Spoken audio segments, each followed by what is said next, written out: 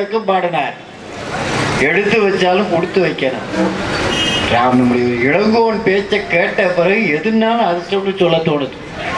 மனைவி அமைவதெல்லாம் இறைவன் கொடுத்த வரம், கணவன் அமைவதெல்லாம் கடவுள் கொடுத்த வரம், புதுமொழியா சொல்றார். அப்புறம் பார்த்தா பரீட்சையில எழுதி மார்க் வாங்குவதெல்லாம் அதிர்ஷ்டம் இருந்தா தான். எல்லா செய்திகளையும் அடுக்கி சொல்லிட்டாரு. நல்லா மறத்திருக்காரு. நம்ம மின்னல்னு சொன்னா மின்னல் என்ன, அந்த மழை கேட்கிற ஒரு சிபாரிசு தானே பூமிக்கு வருவதற்காக. இல்ல மழை வானத்திலே இருந்தா என்ன சிறப்பு.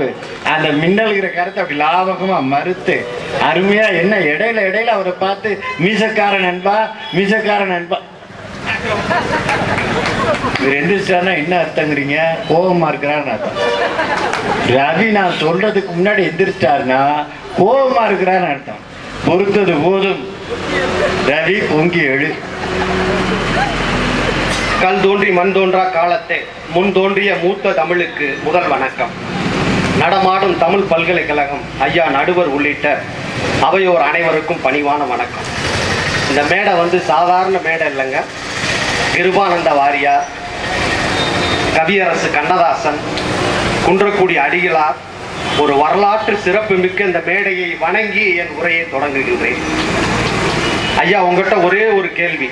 ஐயா, நீங்க 80 நூல் எழுதியிருக்கீங்க. அதற்கு காரணம் உங்களோட திறமையா அதிர்ஷ்டமா? சொல்லுங்க பதில். 80 நூல் எழுதியிருக்கீங்க, அதற்கு காரணம் வந்து உங்களுடைய திறமையா, எழுத்து ஆற்றலா, அதிர்ஷ்டமா? சொல்லுங்க.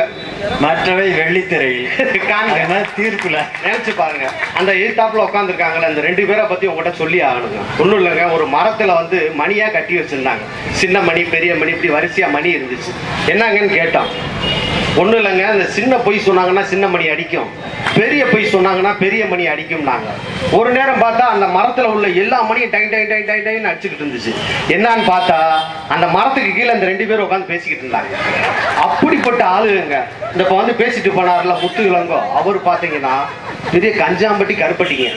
எச்சு கையில் ஈக்காக்கா ஓட்ட மாட்டார். ஒரு டீ கூட வாங்கி குடிக்க மாட்டாருன்னா பார்த்துக்குங்க. அப்படி ஆளு. ஒரு நாள் என்ன பண்ணாரு, இந்த மாதிரி நாகலட்சுமி அனெக்ஸில் என்னோட ட்ரீட்டு, எல்லாரும் வேணுங்கிறத சாப்பிடுங்க, என்னோட ட்ரீட்டுனாரு. ஆச்சரியமா இருந்துச்சு. இந்த கஞ்சாம்பட்டி வாங்கி தருதா அப்படின்னு சொல்லிட்டு சரின்னு போய் சாப்பிட்டோம். சாப்பிட்டு முடிச்சுட்டு வாங்கி தந்தீங்களே, என்ன விஷயம்னு கேட்டேன். இல்லை, எங்கள் அண்ணனுக்கு லாட்ரி சீட்டில் ₹1,00,000 விழுந்திருக்கு, அதுக்கு தான் இந்த பரிசுனாரு. பரவாயில்ல, அண்ணன் நம்பி பாசம்னா இப்படித்தான் இருக்கணும். அண்ணனுக்கு லாட்ரி சீட்டில் லட்சம் விழுந்ததுக்காக நீங்கள் ட்ரீட் கொடுக்குறீங்களே, இப்படிலாம் இருக்கணும்னு. கொஞ்சம் பொறுங்க, லாட்ரியில் ₹1,00,000 எங்கள் அண்ணனுக்கு விழுந்துச்சு, அந்த லாட்ரி சீட்டை அவன் தொலைச்சிட்டான், அதுக்கு தான் இந்த விருந்து அப்படின்னாரு. அப்படிப்பட்ட ஆளுங்க. என்னை பொறுத்தவரை அதிர்ஷ்டம்ன்றது கற்பிக்கப்பட்ட கற்பனைங்க. அப்படி ஒன்னே கிடையாது. என்ன அதிர்ஷ்டம்ன்றீங்க? திறமை இருந்தா தாங்க ஜெயிக்க முடியும். ஐயா பார்த்தீங்கன்னா மூவாவோட செல்ல பிள்ளை. மூவா எழுதும்போது சொல்லுவாரு, ஒருத்தன் பார்த்தீங்கன்னா கரடியை ஓட்டிக்கிட்டே வந்திருக்கான், இந்த கரடி முடியை உங்க வீட்டில் வாங்கி வச்சிங்கன்னா அதிர்ஷ்டம். உடனே நம்மளை மாதிரி ஏமாளிக அந்த கரடி முடி அவன் சொல்லுவான், ₹100 2 முடியும் தான். அப்பதான் மூவா சொல்லுவாரு, ஏண்டா கரடிக்கு உடம்பு பூரா முடியா இருக்கு, அதை வச்சுக்கிட்டு நீ அதிர்ஷ்டமா வாழ்ந்துருக்கலாமே, அதையே ரோட்ல வச்சுக்கிட்டு பிச்சை எடுக்கிறேன்னு கேட்டாங்க. நினைச்சு பார்க்கணும்ல. மூவா சொன்னதுங்க. ஒன்றும் இல்லைங்க, இப்போ எடை பார்க்குற கருவி இருக்கு. நம்ம போய் நம்ம வெயிட்டை பார்த்தோம்னா 50 கிலோ 60 கிலோன்னு வரும். பின்பக்கம் பார்த்தீங்கன்னா அவன் ஏற்கனவே அச்சடிச்சு வச்சிருப்பான், அது வந்து உழுகும். அதை கூட பார்த்தீங்கன்னா அந்த திருநாவுக்கரசு சொல்லுவார், எடை பார்க்குற கருவியில் ஒரு ஜோசியம் வருங்க, அது அப்படியே பொருத்தமா இருக்குங்க அப்படின்னா திருநாவுக்கரசு. சரின்னு சொல்லி நாங்கள் என்ன பண்ணோம், எடை பார்க்கும் கருவியில் ஒரு சூட்கேஸையும் கொடையும் வச்சோம். வந்து விழுந்துச்சு, 50 கிலோன்னு இருந்துச்சு. பின்னாடி திருப்பி பார்த்தா நீ காதலில் வெற்றி பெறுவாயின்னு வருது. எங்க கொடையும் சூட்கேஸும் காதலா பண்ணுது. யோசிச்சு பார்க்க வேணா, பகுத்தறிவை பயன்படுத்தணுங்க. எதையும் ஏன் எதற்கு எப்படின்னு கேட்கணுங்க. அவங்க சொன்னதுக்காக கேட்டக்கூடாது. இன்னைக்கு 2044 வருஷம் ஆகுது திருவள்ளுவர் வாழ்ந்து. இன்னைக்கு திருவள்ளுவரை நினைச்சுக்கிட்டு இருக்குமே, காரணம் என்ன? அதிர்ஷ்டமா? அதிர்ஷ்டமாங்க, திறமைங்க. அவர் எழுதினார்ல, தெய்வத்தான் ஆகாதனும் முயற்சி தன் மெய் வருத்த கூலி தரும். தெய்வத்தால முடியாதது கூட நீ முயற்சி பண்ணா உனக்கு கிடைக்கும் சொன்னார். அது மட்டுமா சொன்னாரு, இப்படி மாதிரி இந்த எதிர்கட்சி ஆளுங்க மாதிரி கரடி விட்டாங்கன்னா நம்பிராங்க. எப்பொருள் யார் யார் வாய் கேட்பினும் அப்பொருள் மெய்ப்பொருள் காண்பது அறிவுன்னு கேட்டாருங்க. நினைச்சு பார்க்கணும். ஒரு மன்னர்கிட்ட சொன்னேன், மன்னருக்கு ரொம்ப ஒரே தோல்வியா வந்துகிட்டே இருந்துச்சு. என்னையா ஒன்றும் நேரம் சரியில்லை, இப்படி ஆளுங்க சொல்லிக்கிட்டு இருந்திருக்காங்க. ஒன்றும் இல்லை, நீங்கள் காலையில் ரெட்டப்புறா முகத்தில் முழிச்சிங்கன்னா உங்களுக்கு சுக்கிர திசை அடிக்கும் இருக்கான். சரின்னு இந்த ஆள் காலையில் எந்திரிச்சு கண்ணை மூடிக்கிட்டே உட்காந்துருக்காரு. ரெட்டப்புறா முகத்துல நம்ம முழிச்சிடணும்னு மொட்டை மாடியில போய் உட்காந்துருக்காரு. கொஞ்ச நேரத்துல பார்த்தா ஒரு ரோட்ல பிச்சைக்காரன் வந்து அம்மா தாயேன்னு இருக்கான் அவர் வீட்டு வாசல் முன்னாடி. ராஜாவுக்கு பயங்கர கோபம், நம்ம ரெட்டப்புறா முகத்துல முழிக்கலான்னு இருக்கோம், இவன் வந்து அம்மா தாயேன்னு பிச்சை எடுக்கிறானே அப்படின்னு கோபமாயி இவனை சிரசேதம் பண்ணுங்க அப்படின்றாரு. உன்னை பிச்சைக்காரன் கேட்கன்னு சிரிச்சான். என்னடா உன்னை தலையை வெட்ட சொல்லி தீர்ப்பு சொல்லியிருக்கேன், சிரிச்சுக்கிட்டு இருக்கியே அப்படின்னாரு. ஒன்றும் இல்லை, என் முகத்துல முழிச்ச நீங்க உயிரோட இருக்கீங்க, உங்க முகத்துல முழிச்ச நான் சாக போறேன், உங்க ராசியை நினைச்சு சிரிச்சேன் அப்படின்னா. ஒன்றும் இல்லைங்க, இந்தியாவின் கடைக்கோடியில் ஒரு படகோட்டி மகனா பிறந்தார். இந்தியாவின் முதற்குடி மகனா உயர்ந்தார். செய்தித்தாள் விற்று படித்து தலைப்பு செய்தி ஆனார் அப்துல் கலாம். அவர் குடியரசு தலைவரானது எதுனாலங்க? அதிர்ஷ்டமா? கிடையாதுங்க. பொக்ரான்ல அணுகுண்டு வெடிச்சார். பாத்தீங்கன்னா அந்த அமெரிக்காவின் கழுகு கண்கள் அந்த ராடாருக்கு தெரியாம நம்ம பொக்ரான்ல அணுகுண்டு வெடிச்சதுக்கு அப்புறம் தான் அமெரிக்காவுக்கே தெரியும். அதனால கொஞ்ச நாள் நம்ம மேல தடையெல்லாம் போட்டு பார்த்தாங்க. அந்த அப்துல் கலாம் ஜெயிச்சதுக்கு காரணம் என்னங்க? திறமைங்க. திறமை இருந்தா வாழ்க்கையில ஜெயிக்கலாங்க. அதிர்ஷ்டம்ங்கிறது ஒரு கற்பனைங்க. அதிர்ஷ்டம் சொல்றதுன்னா குறுக்கு வழியில் வாழ்வு தேடிட்டும் குருட்டு உலவானம். நம்ம பட்டுக்கோட்டை கல்யாண சுந்தரம் பத்தி அம்மா சொன்னாங்க. அவர் எழுதினார், குறுக்கு வழியில வாழ்வு தரணும், கொஞ்ச நாள்ல பணக்காரனா. இந்த சாமியாரெல்லாம் நம்புறது அதிர்ஷ்டம் சொல்லிட்டு ஒரு சாமியார் இப்படித்தாங்க வாயிலே லிங்கம் எடுத்து கொடுத்துக்கிட்டு இருந்தான். உள்ள போட்டு அந்தாலும் செத்து போயிட்டான். அந்த ஆள்கிட்ட சொன்னாங்க, வாயிலேயே நீங்க லிங்கம் எடுக்கிறீங்க, ஒரு சின்ன வேண்டுகோள், வாயில இருந்து ஒரு பூசணிக்காய் எடுத்து கொடுங்க பாப்போம் அப்படின்னா. அவன் வாய்க்குள்ள எதை மறைக்க முடியுமோ அதைத்தான் எடுத்து தருவான். இன்னொரு சாமியார் இருக்கான், கையை வச்சா பாத்தீங்கன்னா தண்ணி வந்து பெட்ரோல் ஆயிரும். அதுக்கு கொள்ள பேர் அல்லோ அவர் ரொம்ப சக்தி வாய்ந்தவர், அவர்கிட்ட போனா என் வீடு கடை எல்லாம் அமோகம் ஆயிரும்னா. அந்தால கூப்பிடு, நீ ஒரு கேன்ல கைய வச்சா தண்ணி வந்து பெட்ரோல் ஆகுதுல, வா மகனே வந்து காவேரியில கைய வை, காவேரி பூரா பெட்ரோல் ஓடும்ல. நினைச்சு பார்க்கணுங்க. இறையன்பு ஐஏஎஸ் உங்களுக்கு எல்லாருக்கும் தெரியும், எத்தனையோ ஐஏஎஸ் இருக்காங்க. அவர் பாத்தீங்கன்னா 20 நூல்கள் எழுதியிருக்காங்க. மிகச்சிறந்த பேச்சாளர், மிகச்சிறந்த எழுத்தாளர். அவர் பாத்தீங்கன்னா ஜெயிச்சதுக்கு என்ன காரணங்க? திறமை தானே. எத்தனையோ ஐஏஎஸ் இருந்தாலும் முத்திரை பதிக்க முடியல. அவர் சொல்லுவாரு, இயங்கி கொண்டே இரு. ஒரு ஒற்றை சொல் தாங்க. நான் அவர்கிட்ட இருந்து கத்துக்கிட்டது என்னன்னா, ஒரே சொல் தான், இயங்கி கொண்டே இரு. நீ பாட்டுக்கு விதைச்சுக்கிட்டே போ, ஒரு நாள் விளைய. அதை விட்டுட்டு குரங்கு மாதிரி இன்னைக்கு விதைச்சிட்டு நாளைக்கு விளையலேன்னு விதையை எடுத்து பார்த்தா எப்படி விளையும்? உழைப்பு முக்கியம் இல்லையா? ஒண்ணும் இல்லைங்க. இந்த பண்ணப்புறத்துல இளையராஜான்னு ஒருத்தர் கிராமத்துல தான் இருந்தாரு. ஒரு கட்சி மேடையில பாட்டு பாடிக்கிட்டு இருந்தவர். அவர் பாத்தீங்கன்னா இன்னைக்கு மேஸ்ட்ரோ சிம்பொனி அயல்நாட்டுல போய் சிம்பொனி இசையமைச்சாரு. அவர் ஜெயிச்சதுக்கு என்னங்க காரணம்? திறமை தானே. அவர்கிட்ட ஹார்மோனிய போட்டி வாய்ச்சாரு யாரு? ஏஆர் ரகுமான். 2 ஆஸ்கார் விருது வாங்கினார். நினைச்சு பாருங்க, ஒரே நேரத்துல 2 ஆஸ்கார் விருது வாங்கினாரு ஏஆர் ரகுமான். அதுக்கு என்னங்க காரணம்? திறமை தானே. அவர் என்ன சொன்னாரு? ஜெயிச்ச உடனே எனக்கு அதிர்ஷ்டம் இருந்துச்சு, அதனாலதான் ஆஸ்கார் அவார்டு கிடைச்சிச்சுன்னு சொன்னாரா? நினைச்சு பாக்குங்க, புத்திய வேலை செய்யணும். வித்தய கவிஞர் பா விஜய் உங்களுக்கு எல்லாருக்கும் தெரியும். அவர் பாத்தீங்கன்னா அவர் என்ன சொல்லுவார்னா, அதாவது அவமானத்தை பத்தி நீங்க கவலைப்படாதீங்க, அவங்களுக்கான அவமானம் வந்து முன்னோக்கி செலுத்தும் உந்து சக்திங்கிறார். திங்கள் திட்டம், செவ்வாய் செயல், புதன் புத்துணர்ச்சி, வியாழன் விடாமுயற்சி, வெள்ளி வெற்றி, சனி சாதனை, ஞாயிறு சிந்தனைனாரு. நான் யோசிச்சு பார்த்தேன், ஞாயிறு மட்டும் இடிக்குது, ஞாயிறு ஞானம் அப்படின்னு. நினைச்சு பாருங்க. அறிஞர் அண்ணாதுரை உங்களுக்கு தெரியும், அவர் உயரம் ரொம்ப கம்மி தான். அவர் பார்த்தீங்கன்னா ஒரு தடவை ஆங்கில பேராசிரியர்கள் உள்ள இதுல போய் பேச போறாரு. அவரை வந்து ஆளு என்னைய மாதிரி அவர் குட்டை தான், கொஞ்சம் ஏளனமா பாக்குறாங்க. நம்ம ஆங்கில பேராசிரியரா இருந்தாலும் வந்து என்னத்த பேச போறாரு அப்படின்னு பாக்குறாங்க. அவர் வந்து சொல்றாரு, ஏபிசிடி 4 எழுத்து வராம ஒரு 100 சொல் ஆங்கில சொல் சொல்லுங்க பாப்பான்னாரு. பூரா பாத்தீங்கன்னா எம்ஏ இங்கிலீஷ் லிட்ரேச்சர் படிச்சவங்க பேராசிரியர் யோசிக்கிறாங்க, ஏபிசிடி 4 எழுத்து வராம 100 ஆங்கில சொல்லி எப்படா சொல்றதுன்னு மண்டையை பிச்சுக்கிட்டு இருக்காங்க. உடனே ஒரு சின்ன பையனை கூப்பிட்டு அண்ணாதுரை சொல்றாரு, 1 2 3 சொல்றான்ற. 1 2 3 வந்து அவன் அப்படியே 99 வரைக்கும் சொல்றான். 1 2 3 4 5 6 கடைசியா 100 சொன்னா டி வந்துடும். ஸ்டாப்ன்றார். புரிஞ்சு போச்சா? 1000 சொல்லு 100 சொல்லு வந்து ஏபிசிடி இல்லாமலே சொல்றாரு. இது எதனால கிடைச்சிச்சு? அறிஞர் அண்ணா பாத்தீங்கன்னா கன்னிமாரா நூலகத்துக்கு ஆளா போவாராங்க, கடைசி ஆளா வெளியே வருவார். அந்த புத்தகம் எங்க இருக்குன்றது கூட அந்த நூலகருக்கு தெரியாது. ஆனா பாத்தீங்கன்னா நம்ம அறிஞர் அண்ணாதுரைக்கு தெரியும். அவர் ஜெயிச்சதுக்கு காரணம் என்னங்க? திறமை தானங்க. ஒண்ணும் இல்லை. நம்ம கண்ணதாசன் எடுத்துக்கோங்க. கண்ணதாசன் வந்து சென்னைக்கு பாட்டு எழுத போறாருங்க. அங்க பாத்தீங்கன்னா ராத்திரி ஒரு சிலை பக்கத்துல, அந்த உழைப்பாளர் சிலை பக்கத்துல படுக்கணும்னா 25 ரூபா கொடுக்கணுமா போலீஸ். அது இருந்தால் தான் படுக்க முடியுமா? அவர் ஏதோ ரோட்டில் தானே படுக்க போகிறாரு, ஓடு கையில் பணம் போலீஸ் காசு கொடுத்தா தான் இங்கே படுக்க முடியும், நாங்களாம் கொடுத்துட்டு தான் படுத்துருக்கோம் போன்றாங்க. என்னடா இப்படி ஆகி போட்டு சென்னைன்னு சொல்லி. அதே சென்னையில் கண்ணதாசை வந்து ஜெயிக்கிறாருங்க. ஜெயிச்சுட்டு நினச்சி பார்க்குறாரு, சொந்தமாக படம் எடுக்கிறாரு. எங்கே படுக்கக்கூடாதுன்னு விரட்டி விட்டாங்களோ அதே ரோட்டில் 10 காரை வச்சு சொந்த படம் எடுக்கிறாருங்க. அந்த வளர்ச்சிக்கு காரணம் என்னங்க? திறமைங்க. இப்போ கூட வசந்த மாளிகைன்னு ஒரு படம் ஓடிக்கிட்டு இருக்கு, எல்லாரும் போய் பாருங்க. டிடிஎஸ் எஃபெக்டோட ஓட்டுறாங்க. அந்த படத்துக்கு பாட்டு எழுதிக்கிட்டு இருக்கையில பார்த்தீங்கன்னா அந்த படத்தோட முதலாளி வர்றாரு நாகிரெட்டி. எல்லாரும் எந்திரிச்சு வணக்கம் சொல்றாங்க. ஆனால் நம்ம கண்ணதாசன் அந்த கவிஞனுக்கெல்லாம் ஒரு கர்வம் இருக்கும் பாருங்க. அவர் பாட்டுக்கு பேசாமல் உட்காந்துருக்காரு. உடனே அந்த நாகிரெட்டி கூப்பிட்டு கேட்குறாரு, என்னையா எல்லாரும் எந்திரிச்சு மரியாதை தராங்க, இருந்தாலும் என்ன அசால்ட்டா உட்காந்துருக்கேன், யார் யாது? இல்லை அவர் ஒரு கவிஞருங்க, திறமைக்காருங்க அப்படின்னு. சரின்னு சொன்னோன்னா என்ன எழுதியிருக்காரு, கொண்டாயா பார்ப்போம் அப்படின்னு வாங்கி பார்க்குறாங்க. பார்த்தா அன்னத்தை தொட்ட கைகளினால் இனி மது கிண்ணத்தை நான் தொடமாட்டேன். அற்புதமான பாட்டில் இன்னைக்கு யாராலையும் எழுத முடியாது. இன்னைக்கும் பாட்டை கொலை பண்ணுறாங்க, அது வேற விஷயம். கண்ணதாசனுக்கு நிகராக யாருமே எழுத முடியாது. வாங்கி படிச்சுட்டு அந்த நாகிரெட்டி சொன்னாராம், அவன் எந்திரிக்க வேணாங்கய்யா, நான் வச்சிருக்கேன்ல அந்த திண்டு, அதை கொடுத்துரு, அவன் படுத்துக்கிட்டே கூட எழுதட்டும் அப்படின்னா. அப்படி ஒரு திறமைசாலி வாழ்ந்த மண்ணுங்க நம்ம மண்ணு. உங்களுக்கு தெரியும் அழகர்சாமி குதிரைன்னு ஒரு படம், அதில் பார்த்தீங்கன்னா அப்புக்குட்டின்னு ஒருத்தர் ரொம்ப அசிங்கமாக இருப்பார், ஆள் அழகே கிடையாது. ஆனால் அவரோட திறமைக்காக பார்த்தீங்கன்னா தேசிய விருது கிடைச்சிச்சு. நினைச்சு பாருங்க, பம்பாயில் ஒரு ஆட்டோக்கார் பொண்ணுங்க, பிரேமான்னு ஒரு பொண்ணு, அகில இந்திய லெவல்ல சிஏ சார்ட்டர்ட் அக்கௌண்டன்ட்ல முதல் மதிப்பெண் வாங்குச்சுங்க. நம்ம எல்லாரும் கூப்பிட்டு பரிசு கொடுத்தாங்க. இந்தியாவிலேயே முதன்மையா வருதுன்னா ஒரு ஆட்டோக்கார் பொண்ணு வருதுன்னா அதிர்ஷ்டமாங்க. திறமை, கடுமையா உழைச்சிச்சு. நினைச்சு பாருங்க.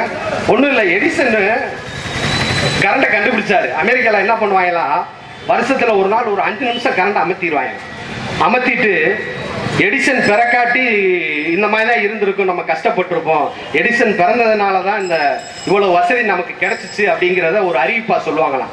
நம்ம நாட்டில் டெய்லி 5 மணி நேரம் எடிசனை ஞாபகப்படுத்திக்கிட்டு இருக்காங்க, அது வேற விஷயம். நினைச்சு பாருங்க. இந்த ஒன்றும் இல்லை, இந்த கோடாரி கதை உங்களுக்கு தெரிஞ்ச கதை தாங்க. ஒரு கோடாரி தொலைஞ்சு போச்சு, தேவதைட்ட வேண்டாம். அது உடனே தங்க கோடாரியா காமிச்சு, இது உன் கோடாரியான்னு கேட்குது. நம்ம திருநாவுக்கரசு மாதிரி ஆள்கிட்ட காமிச்சிருந்தா தங்க கோடாரி ஏன் கோடாரின்னு இருப்பாரு. எனக்கு அதிர்ஷ்டம் அடிச்சிருச்சு தேவதையே, அந்த தங்க கோடாரி ஏன் கோடாரி தான் குடுன்னு இருப்பாரு. உனக்கு ஒண்ணும் இல்லை போடான்ட்டு தேவதை போயிருக்கும். அவனுக்கு பார்த்தீங்கன்னா மனைவி தொலைஞ்சிருது. தேவதைட்ட கேட்கிறான், என் மனைவியை காணா, கண்டுபிடிச்சு கொடுன்னு. உடனே தேவதை ஐஸ்வர்யா ராயை கூட்டிட்டு வந்து, பாரு இதான் உன் மனைவின்னு கேட்குது. உடனே அவன் அந்த ஆமான்ட்டான், அட பாவி நல்லா பாடுறா, இது அபிஷேக் பச்சனோட பொண்டாட்டிடா, ஐஸ்வர்யா ராய்டா, நல்லா பாடுறா, பொம்பளை விஷயத்துல பொய் சொல்லாதாரான்னு. உடனே அது சொன்னானா, இப்ப முதல்ல ஐஸ்வர்யா ராயை காமிச்சிங்க, என் மனைவி இல்லேம்பே. அடுத்த அமலாபால காமிப்பீங்க, என் மனைவி இல்லேம்பே. கடைசியா என் மனைவியை காட்டுவீங்க, இதான் என் மனைவிம்பே. உன் உண்மையை மெச்சினே 3 வச்சு காமிப்பீங்க. 3 வச்சு என்னால சமாளிக்க முடியாது அப்படின்னா. இது ஒரு திறமை தானேங்க. ஒன்றும் இல்லை, விமானம் போய்கிட்டு இருக்கு, 300 பேர் இருக்காங்க, யாராவது ஒரு 3 பேர் குதிச்சுட்டா அந்த விமானத்தை காப்பாத்திடலாம். விமானம் பறந்துகிட்டு இருக்கு. அந்த உதவி பைலட் வந்து சொல்றாரு, யாராவது ஒரு 3 பேர் குதிச்சிட்டீங்கன்னா ஒரு 300 பேர் உயிரோட இருக்கலாம். உடனே ஒருத்தன் லாங் லீவ் அமெரிக்கன் குதிச்சிட்டான், இன்னொருத்தன் லாங் லீவ் ரஷ்யன்ட்டு குதிச்சிட்டான். நம்மளால லாங் லீவ் இந்தியன்ட்டு அந்த சொல்ல வந்து நல்லா டெப்டி பைலட் அவனை தள்ளி விட்டான். முடிஞ்சு போச்சு. அதுக்கு திறமை வேணும்ல. ஒன்று பார்த்தீங்கன்னா ஒரு அமெரிக்காரனை சொன்னான், ஒரு மைக்ரோ ஊசி கண்டுபிடிச்சு கொடுத்தான், கண்ணுக்கு தெரியாத ஒரு ஊசி. உடனே ரஷ்யாக்காரன்ட்ட நீ இதை ஏதாவது பண்ணு அப்படின்னா, அந்த கண்ணுக்கு தெரியாத மைக்ரோ ஊசிக்குள்ள ஒரு ஓட்டை போட்டு கொடுத்தான், ட்ரில் பண்ணி கொடுத்தான். இதை நம்மள்கிட்ட கொடுத்தாங்க, நீ இதை ஏதாவது பண்ணு. கப்புன்னு மேட் இன் இந்தியான்னு அடிச்சிட்டேன். அதுக்கு மூளை வேணும்லங்க. நம்ம திறமை இருந்தா ஜெயிக்கலாங்க. இந்த அதிர்ஷ்டம் என்பது சுத்த கற்பனை. அதிர்ஷ்டத்தை நம்பி ஏமாந்து போகாதீங்க என்று சொல்லி, வாழ்க்கையில் ஜெயிக்க தேவை திறமை, திறமை, திறமை என்று சொல்லி வாய்ப்புக்கு நன்றி கூறி, எப்போ வழக்கமா அம்மா சொல்லுவாங்க, இன்னைக்கு நான் சொல்லிட்டு போறேன், ஐயா இது மதுரை மண், அந்த எதிரணியின் மிரட்டலுக்கு நீங்கள் அஞ்ச வேண்டாம், சரியான தீர்ப்பை சொல்லுங்கள். தவறான தீர்ப்பு சொன்ன பாண்டியனின் நிலையை எண்ணி பார்த்து நல்லதொரு தீர்ப்பினை வழங்க வேண்டும் என்று வேண்டி விரும்பி கேட்டு விடைபெறுகிறேன். நன்றி, வணக்கம். அருமையா பேசுறேன். கடைசியா சொன்னதா கொஞ்சம் இடிக்குது. தீர்ப்பு சொல்றது பார்த்து சொல்லுங்க. தவறான தீர்ப்பு சொன்ன பாண்டியனுக்கு என்ன நேர்ந்ததுன்னு நினைக்க ரொம்ப கவனமா பேசணும். ரொம்ப அருமையா சொல்லியிருக்காரு. அதுல என்ன ஒன்னே ஒண்ணு இடிக்குன்னா கோடாதி கதை தான். எல்லாத்தையும் சொல்லிட்டு அதுக்கு ஒரு திறமை வேணுங்கிறார். ஐஸ்வர்யா வந்து சொல்லிட்டு அமலாபாலையும் சொல்லிட்டு 3வது சொன்ன உடனே உங்களுடைய நேர்மையை வச்சு 3 பேரையும் கேட்ட பாருங்க. அதுக்கு ஒரு திறமை வேணும்னு சொல்றாரு. ரொம்ப அற்புதமான செய்திகளை அப்துல் கலாம்ல ஆரம்பிச்சு எடிசன்ல முடிச்சு அற்புதமா சொல்லியிருக்கார் நம்முடைய ரவி அவர்கள். ஒரு கற்பனை சார், கற்பிக்கப்பட்ட கற்பனை. யோசிக்கணும்ல. நம்ம தாத்தா வள்ளுவர்ல பிடிக்கிறாரு பாருங்க, தெய்வத்தான் ஆகாது எனினும் முயற்சி தன் மெய்வருத்த கூலி தரும் என்று சொல்லி வள்ளுவன் சொன்னா வள்ளுவன் சொல்லுக்கு மாற்றா. வாங்க திருநாவுக்கரசு.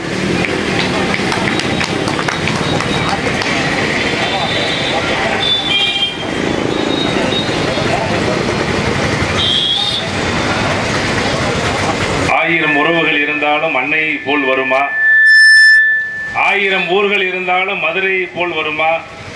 1000 சங்கங்கள் இருந்தாலும் அரச மரம் இசை இலக்கிய சங்கத்தை போல் வருமா என்று 68 ஆண்டுகளாக சிவராத்திரி விழாவை சிறப்பாக நடத்தி கொண்டிருக்கின்ற சான்றோர் பெருமக்கள் அத்தனை பேரையும் வணங்கி, மிகச் சிறப்பான இனிய பட்டிமன்றத்தினுடைய நடுவர், இன்பத்தை இன்பாக்ஸில் வைத்து துன்பத்தை அவுட் பாக்ஸில் வைத்து மகிழ்ச்சியை சென்ட் பண்ணி கவலைகளை டெலீட் செய்து அதிர்ஷ்டத்தை வைப்ரேட்டரிலே வைத்து தன்னுடைய வாழ்க்கையை ரிங் டோனாக மாற்றி வரக்கூடிய நடுவர் அவர்களே, சாப்ட்வேராக அமர்ந்திருக்கின்ற என் அணியினுடைய பாச பறவையே, ஹார்ட்வேரை போல அமர்ந்திருக்கின்ற எதிரணியினுடைய திசை மாறிய பறவைகளே, தண்டவாளத்திலே கேட்பது ரயிலோசை, கடலில் கேட்பது அலையோசை, கோவிலில் கேட்பது மணியோசை, அரச மரத்திலே கேட்பது மக்களுடைய கைதட்டல் ஓசை என்று அற்புதமாக ரசித்துக் கொண்டிருக்கின்ற ரசிக பெருமக்களை உங்களை எல்லாம் வணங்குவதிலே பெருமகிழ்ச்சி அடைகிறேன். லேப்டாப்பை போல அமர்ந்திருக்கிற ரசிக பெருமக்களை உண்மையிலே பார்க்கிற எங்களுடைய தமிழ் பேராசர் ஐயா இருக்காங்க. உடலும் வெள்ளையாக, உள்ளமும் வெள்ளையாக, உடையும் வெள்ளையாக, உணர்வும் வெள்ளையாக இருக்கின்ற ஒரே தமிழ் பேராசிரியர் ஐயா தாக்கூர் சுப்பிரமணிய ஐயா அவர்களைய இந்த நேரத்தில் வணங்க ரொம்ப மகிழ்ச்சி. உண்மையிலே ஒரு ராஜா அரண்மனையை விட்டு நகர்வலம் போனாரு. அரண்மனைக்கு வழியில நிறைய மரங்கள் இருந்துச்சு. தென்னை மரத்தை பார்த்து உனக்கு ஏதாச்சும் குறை இருக்கான்னு கேட்டாரு. தென்னை மரம் சொல்லிச்சு, ஆரம்பத்துல குட்டையா இருக்கிறப்ப நீ தண்ணி ஊத்தி ஊத்தி வளர்க்குறாங்க, வளர்ந்து உயரமா போயிட்டு நீ யாருமே கண்டுக்கிற மாட்டேன்றாங்கன்னு சொல்லி வருத்தப்பட்டுச்சு. புளிய மரத்தை பார்த்தாரு, உனக்கு ஏதாச்சும் குறை இருக்கானாரு. சமையலுக்கு பயன்படக்கூடிய புளியப்புறம் நான் தான் கொடுக்குறேன், என்னுடைய பழத்தை யாருமே சந்தோஷமா முகத்தை வச்சு சாப்பிடுறது இல்லைன்னு சொல்லி புளிய மரம் சொல்லிச்சு. வேப்ப மரத்தை பார்த்து உனக்கு ஏதாச்சும் குறை இருக்கான்னு கேட்டார். வேப்ப மரம் சொல்லிச்சு, மருத்துவ குணங்கள் நிறைய என்கிட்ட இருக்கு, ஆனா என்னுடைய பழத்தை யாருமே சாப்பிடுறது இல்லைன்னு சொல்லிச்சா. அரச மரத்தை பார்த்தாரு. அரச மரத்தை பார்த்து உனக்கு ஏதாச்சும் குறை இருக்கான்னு சொல்லி ராஜா கேட்டாரு. அரச மரம் சொல்லிச்சா, எனக்கு என்ன ராஜா குறை, அரண்மனைக்கு பக்கத்துல இருக்குன்னு இதை விட எனக்கு என்ன பெருமை வேணும்னு சொல்லிச்சா. எப்படி அரச மரம் அரண்மனைக்கு பக்கத்துல இருக்கிற பெருமையா நினைச்ச, அது போல தமிழ்நாட்டுல ஐயாவோட போய் எத்தனையோ மேடையில பேசினால அரச மரம் இசை இலக்கிய சங்கத்துல பேசுறதாங்க எங்களுக்கு உண்மையிலே ரொம்ப பெருமையா இருக்கு. உண்மையிலே இதே வாழ்க்கையில கிடைச்ச உண்மையிலே ரொம்ப அதிர்ஷ்டமா இருக்கு. எங்க அண்ணன் ரவி அருமையா பேசினார். உண்மையிலே ஒரு போர் வீரன் மாதிரி பேசினார். ஏன்னா நம்ம ஊர் மதுரைங்க, உலகத்துல சங்கம் வைத்து தமிழ் உலகத்தை வருதுன்னா மதுரையை சொல்லுவாங்க நிறைய சங்கர். போன வாரம் கூட மதுரையில ஒரு சங்கத்துல நீ பேச கூப்பிட்டாங்க ஐயா. என்ன சங்கம் தெரியுமா ஐயா? இங்க இருக்கிற யாருக்குமே தெரியாது, ஐயா கூட தெரியாது. மனைவிக்கு பயப்பட ஒரு சங்கம், ஒரு சங்கம். ஆமா, அதுல போய் நான் பேசுறேன். பேசுறப்ப சொல்ல மனைவிக்கு கொஞ்சமா பயப்படுறவங்க ஒரு கையை தூக்குனேன், ஒரு 49 பேர் தூக்குனாங்க. மனைவிக்கு ரொம்ப பயப்படுறவங்க 2 கையை தூக்குனேன், ஒரு 50 பேர் தூக்குனாங்க. ஒருத்தர் மட்டும் கையை தூக்காம உட்கார்ந்து இருந்தார். எனக்கு பயங்கரமான ஆச்சரியம். எனக்கு போட்ட துணி திருப்பி நீதாயா மனைவிக்கு பயப்படாத மாவீரன் அந்த அளவுக்கு போட போனேன். மனுஷி கையை தூக்காம கண்ணீர் விட்டு அழுதாரு. ஏன் அழுகிறேன்னு, போயா வேலை ஏத்தவனே, எங்க வீட்டுக்காரமா அடிச்சல் நீங்க தூக்க முடியாம போச்சுனாரு ஒரே போடு. அவர் வேற யாரும் கிடையாது, எங்க அண்ணன் ரவி தான். ஆமா, மேடையில பாத்தீங்கன்னா போர் வீரன் மாதிரி பேச வீட்டுக்காரமா கொடுத்த ஒத்தனத்துல பேசிக்கிட்டு இருக்காரு. திறமை திறமைன்றாரு. நடுவர்களே, திறமையினால ஜெயிச்சவங்க ரொம்ப கம்மி. நடுவர்களே, அதிர்ஷ்டம் கொஞ்சம் கூடி வந்தால் ஆண்டி கூட ராஜா, அது கொஞ்சம் விலகி போனால் ராஜாவும் கூஜாண்டா. அது நல்லா 2 பேரும் எங்க அம்மாவும் எங்க அண்ணனும் உண்மையிலே தெரிஞ்சுக்கணும். ஆரம்பத்துல ஐயா அம்மா அறிமுகப்படுத்துறப்ப சொன்னாங்க, அம்மா பாத்தீங்கன்னா அமெரிக்க நாட்டுக்கு போயிருக்காங்க, சிங்கப்பூர் நாட்டுக்கு போயிருக்காங்க, ஆஸ்திரேலியா நாட்டுக்கு போயிருக்காங்க, இலங்கை நாட்டுக்கு போயிருக்காங்க. அம்மா போனதெல்லாம் திறமையினுடைய அடிப்படையில் போனாங்க, அதிர்ஷ்டத்தினுடைய அடிப்படையில போயிருக்காங்க, வேற ஒண்ணும் கிடையாது. அதிர்ஷ்டத்தினுடைய அடிப்படையில் அம்மா போனாங்க. திறமை இருந்தாலும் கூட நானும் 3 நாட்டுக்கு போயிருக்கேன். ஐயா அதை சொல்லவே இல்லை. அதான் எனக்கு ரொம்ப வருத்தமா இருக்கு. ஒன்னு வருஷ நாடு, ஒன்னு ராம் நாடு, ஒன்னு உரத்த நாடு. உண்மை நடுவுல நானும் 3 நாட்டுக்கு போயிருக்கேன். உண்மையிலே புரிஞ்சுக்கிட்டேன். அம்மா பேசுறப்ப பட்டுக்கோட்டை கல்யாண சுந்தரத்தை பாத்தீங்களா, அற்புதமான பாட்டெல்லாம் பாடினாருங்க. செய்யும் தொழிலே தெய்வம், அதில் திறமைதான் நமது செல்வம் சொல்லி பட்டுக்கோட்டை சொன்னாரு. பட்டுக்கோட்டையோட வயசை எண்ணி பாத்தீங்களா, எத்தனை வயசுல இறந்து போனாரு? எத்தனை வயசுங்க? 29 வயசுல இறந்து போனார் நடுவுல. அது பட்டுக்கோட்டைக்கு அதிர்ஷ்டம் இல்லைன்றதுனா நம்ம சொல்ல முடியல நடுவுல. எவ்வளவுதான் திறமை இருந்தாலும் அவருக்கு அதிர்ஷ்டம் இல்ல. அதனால 29 வயசுல போய் சேர்ந்தாருன்னா மனித வாழ்க்கையை நினைச்சு பாருங்க. உண்மையிலே ஒரு நொடிதாங்க நம்ம வாழ்க்கை, ஒரு நொடியில மாறிடும். நான் சொல்லல, பாரதிதாசன் சொன்னாரு, ஓடப்பராய் இருக்கும் ஏழையப்பர் ஒரு நொடிக்குள் உதயப்பர் ஆகிவிட்டார். ஓடப்பர் உயரப்பர் எல்லாம் மாறி ஒப்பப்பர் ஆகி விடுவார். அதை நீ உணரப்பா நீன்னு அற்புதமா சொல்லி வச்சாங்கன்னா இந்த நம்ம வாழ்க்கை இருக்கு பாருங்க, ஒரே நொடியில மாறிடும். அதான் நீங்க யோசிச்சு பார்க்கணும். நானும் இந்த அரசமர சங்கத்துல வந்து பட்டிமன்றம் நடக்க, நானே எங்க அண்ணன் இளங்கோடன் வெளியே நின்று வேடிக்கை பார்த்துக்கிட்டே இருப்பான். என்னைக்காச்சும் இந்த மேடையில பேசுறதுக்கு வாய்ப்பு கிடைக்குமா நாங்களும் யோசித்து பார்த்தா இன்னைக்கு உண்மையிலே ஐயா மூலமா எங்களுக்கு இந்த வாய்ப்பு வந்திருக்குன்னா உண்மையிலே நாங்க கொடுத்து வச்ச அதிர்ஷ்ட நடுவுல அதிர்ஷ்டத்தினால இன்னைக்கு நாங்க மேடையில ஏறி பேசிக்கிட்டு இருக்கேன். உண்மையில நினைச்சு பாருங்க. என்னங்க எங்க அண்ணன் அற்புதமா சொன்னாரு பாருங்க, வரம்னார் மனைவி அமைவதெல்லாம் இறைவன் கொடுத்த வரம்னார். நீங்க நினைச்சு பார்க்கலாம், கண்ணில் சிறந்த உறுப்பும் இல்லை, கணவருக்கு மிஞ்சிய உறவும் இல்லைன்னா. உலகத்துல வந்து கண்ணில் சிறந்த உறுப்பும் இல்லை, கணவருக்கு மிஞ்சிய உறவும் இல்லைன்னா மனைவி அமைவதெல்லாம் இறைவன் கொடுத்த வரம்னா. இன்னைக்கு மனைவி அமைறது திறமையில அமையுமா நடுவுல அதிசயத்துல தாங்க அமைஞ்சுக்கிட்டு இருக்கேன். உங்கள்கிட்ட நான் உண்மையை சொல்றேன், எனக்குலாம் கல்யாணம் முடிஞ்சு 20 வருஷம் ஆச்சுங்க. 20 வருஷம் ஆச்சு ஒரே மனைவியோட குடும்பம் நடத்திக்கிட்டு இருக்கேங்க. உண்மையிலே ஒரு திறமை தான். இல்ல அதிர்ஷ்டம் நடுவுல திறமை கிடையாது, அதிர்ஷ்டம்.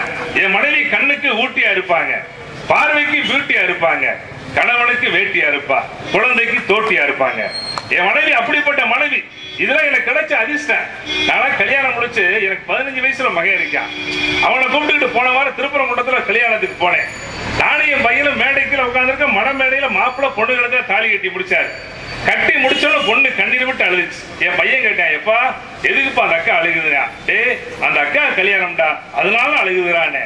அந்த மாமா அப்பா மாமா நாளிலும் தொடர்ந்து அழுவாரான்ட்டு. அது எங்க அண்ணன் சொந்தக்காரு, வேற ஒண்ணும் கிடையாது. இது ஒவ்வொரு திறமை அதிர்ஷ்டம் வாழ்க்கையில வேணுங்க. ஆனா என் கல்யாணத்துல ஒரு வித்தியாசங்க. நான் என் மனைவிக்கு 20 வருஷத்துக்கு முன்னாடி தாலி கட்டி முடிச்சேங்க. என் மனைவி அழுகாம சிரிச்சுக்கிட்டு இருந்தா. முன்னால உட்காந்த மாமனார் வேகமாதிரி கட்டி பிடிச்சு அழுதாரு. மாமா தயவுசு அழுகாதீங்க மாமா, உங்க பொண்ணை கண்கலங்கா பாத்துக்கிறேன் மாமா, உங்க மகன் நான் என்னைக்கு அடிச்சாச்சு உங்க வீட்டுக்கு வரமாட்டா மாமானே. என் மாமனார் சொன்னாரு, இலிச்சா பேல அவளை நினைச்சலடா நான் உடைய நினைச்சு அழுகண்டாரு. என்ன மாமா 25 வருஷமா இனி என்ன பாடு கொடுத்தனால நீ உடைய என்ன பாடு கொடுத்து அதை நினைச்சு அழுகண்டாரு. வாழ்க்கையில சில சிக்கல் வரும், ஆனா அந்த அதிர்ஷ்டம் இருக்கு பாருங்க. அதான் 20 வருஷம் வாழ்ந்துகிட்டு இருக்கேன். சாதாரண பாருங்க, கல்யாணம் முடிக்கிறான். கல்யாணம் முடிக்கிறதுக்கு முன்னாடி எல்லாமே ஈஸியா முடிச்சிடறோமா? ஒரு கல்யாணம் எப்படிங்க நடக்குது? 10 பொருத்தங்கள் பார்த்து 9 நவக்கிரகங்கள் சேர்ந்திருக்கக்கூடிய நல்ல நாளிலே 8 திசையில் ஆணுக்கு பெண்ணு, பெண்ணுக்கு ஆணும் தேடி 7 மலையானை என்று 7 அடி எடுத்து வைத்து அறுசுவை உணவு படைத்து 5 கரத்தானை வணங்கி அறம் பொருள் இன்பம் வீடு என்ற 4 லட்சியமாக கொண்டு 3 முடிச்சு போட்டு இருமனதாக இருப்பவர்கள் ஒரு மனதாக இணையக்கூடிய வாழ்க்கை திருமண வாழ்க்கை நடுவுல. இது சாதாரணமா அமைச்சிருமா? ரவி என்ன ஈஸி அமையுமா? ஈஸி அமையுமா? மண்டையாட்டுறாரு பாருங்க பாவா. ஒரே குழப்பத்தில் இருக்காரு நினைக்கிறேன். ஒண்ணுமில்ல, சாயங்காலம் 6 மணிக்கு இந்த பக்கத்துல ஒரு பேங்க்ல ஏடிஎம் மிஷின்ல பணம் எடுக்க போனாங்க. இங்க வந்துட்டு அன்னை உள்ள போயிட்டு 5 நிமிஷம் கழிச்சு வெளியே வந்தார். தம்பி காடை சொருவனே பணம் வரலனாரு. நானே எங்க அன்னை காடை வாங்கி பார்த்து ஏடிஎம் கார்டுக்குள்ள விசிறி கார்டை போட்டு சொல்லிக்கிட்டு இருக்காரு பாவம். அவ்வளவு குழப்பத்தில் இருக்காரு நினைக்கிறேன். நினைச்சு பாருங்க நடுவில் இன்னைக்கு வந்து வாழ்க்கையை நினைச்சு பாருங்க. வாழ்க்கை இன்னைக்கு எப்படிங்க? எல்லாத்துக்கும் திறமை அடிப்படையில் வாழ்க்கை சந்தோஷமா இருந்துருமா? எங்க அண்ணன் சொன்ன மாதிரி அதிர்ஷ்டத்தினுடைய அடிப்படையில நடுவில் உண்மையிலே அன்னைக்கு திறமையா வாழ்க்கை ஓடிக்கிட்டு இருக்கு, சந்தோஷமா அதிர்ஷ்டமா. நினைச்சு பாருங்க, எனக்கெல்லாம் கல்யாணம் முடிஞ்சு நடுவில் நான் உண்மையே சொல்றேன், மறு வீடு மாமனார் வீட்டுக்கு போனேன். அருமையா மாமனார் வீட்டுக்கு போனேன். மாமனார் வீட்டுல கோழி மீன் கறி போட்டு கவனிச்சாங்க. சாப்பிட்டு முடிச்சு 3ஆவது நாள் வெளியே கிளம்புனேன். கிளம்புறப்ப என் மனைவி கண்ணீர் விட்டு அழுதா. ஏன் அழுகிறேன்னு கேட்டேன். அவங்க வீட்டுல இருந்த பாட்டி சொல்லிச்சு, வேற ஒண்ணும் இல்ல தம்பி, அவன் ஆசியா வளத்தை நாய்க்குறி விட்டு போறமே அதை நினைச்சு அழுகிறானுச்சு. நானே என் மனைவியை கூப்பிட்டு எங்க வீட்டுக்கு வந்துட்டேன். 1 வாரம் கழிச்சு திருப்பி அவங்க வீட்டுக்கு கூட்டு போனேன். மனைவி அழுகாம அப்படியே சிரிச்சுக்கிட்டே உள்ள நுழைஞ்சா. பாட்டி கேட்டுச்சு, என்னடி உனக்கு நாய் நினைப்பே வரலையானுச்சு. என் பொண்டாட்டி சொன்னா, பாட்டி நாய்க்கு போல் இந்த மனுஷன் வந்துட்டார்ல பாட்டி, இனி எதுக்கு பாட்டி அந்த நினைப்பு வரணும்னுச்சு. என்ன சொல்றீங்க? கரெக்டா சொல்லியிருக்கா? எப்படி சந்தோஷத்தை பாருங்க. ஆனா வாழ்க்கை அதிர்ஷ்டங்க. நினைச்சு பாருங்க நடுவுல இந்த மனைவி அமைவதெல்லாம் இறைவன் கொடுத்த வரம். நான் பாருங்க, நான் சந்தோஷமா வாழ்ந்துகிட்டு இருக்கேன். நடுவுல நீங்க குறிச்சுக்கோங்க, நடுவுல எந்த ஒரு காரியமும் திறமையின் அடிப்படையிலே தொடங்கப்பட்டு அதிர்ஷ்டத்தினுடைய அடிப்படையிலே முடிவடைகிறது. அதான் மறந்துடக்கூடாது. எந்த காரியத்தையும் திறமையினுடைய அடிப்படையில் தொடங்குறான்.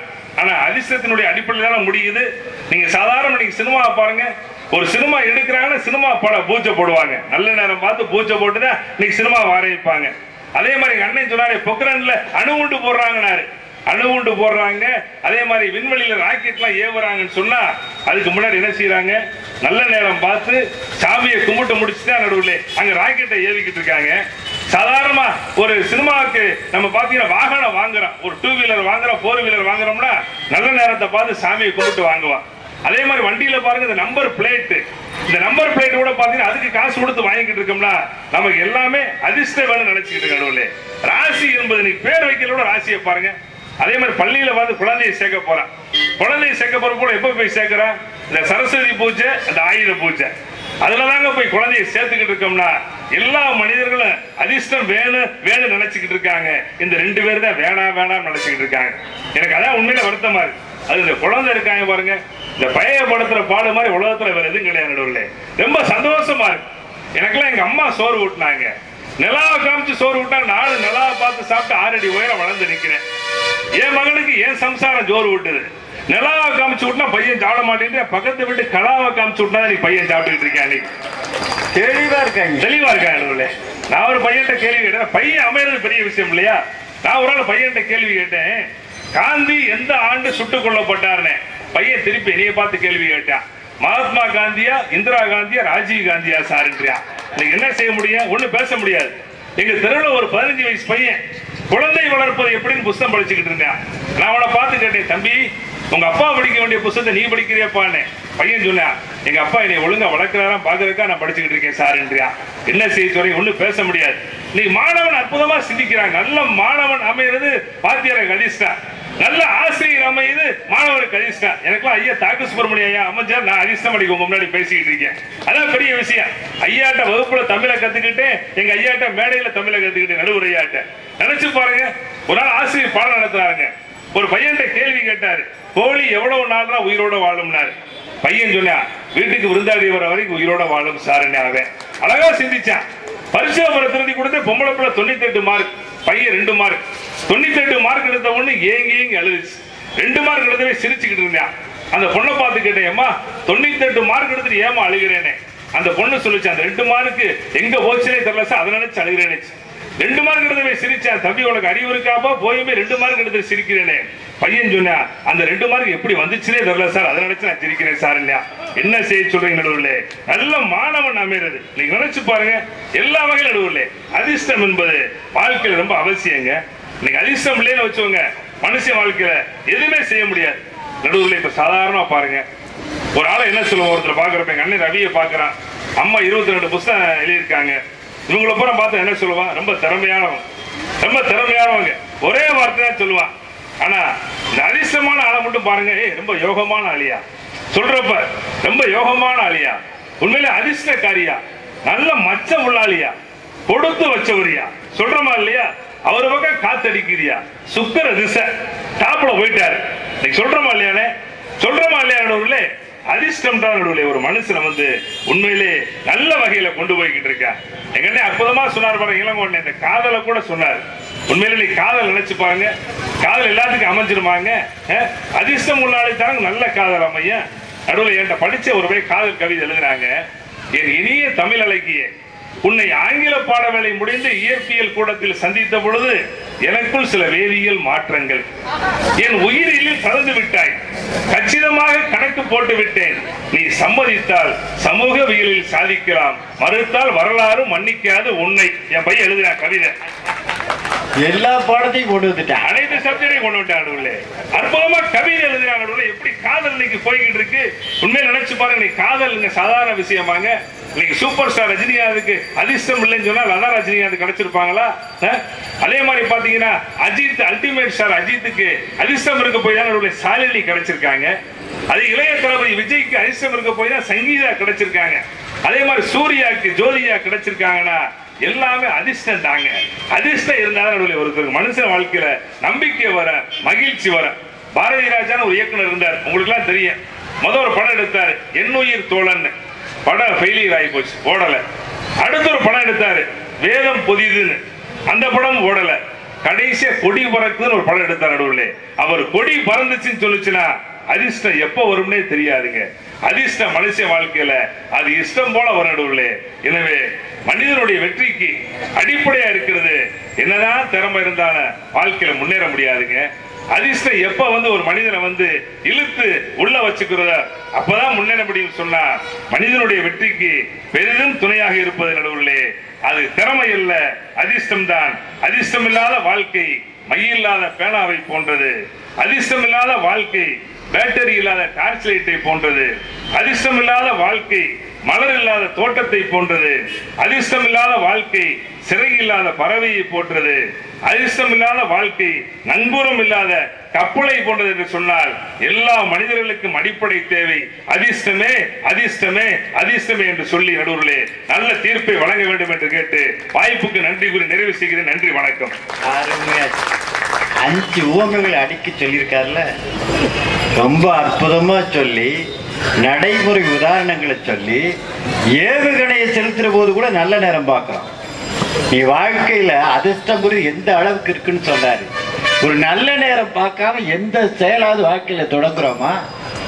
நம்முடைய அருமைக்குரிய திருநாவுக்கரசு அற்புதமான செய்திகள் எல்லாம் சொல்லியிருக்காரு. திறமையில தொடங்கலாம், ஆனா முடிவு எதுல தெரியுமா? அதிர்ஷ்டத்துலங்கிறார்.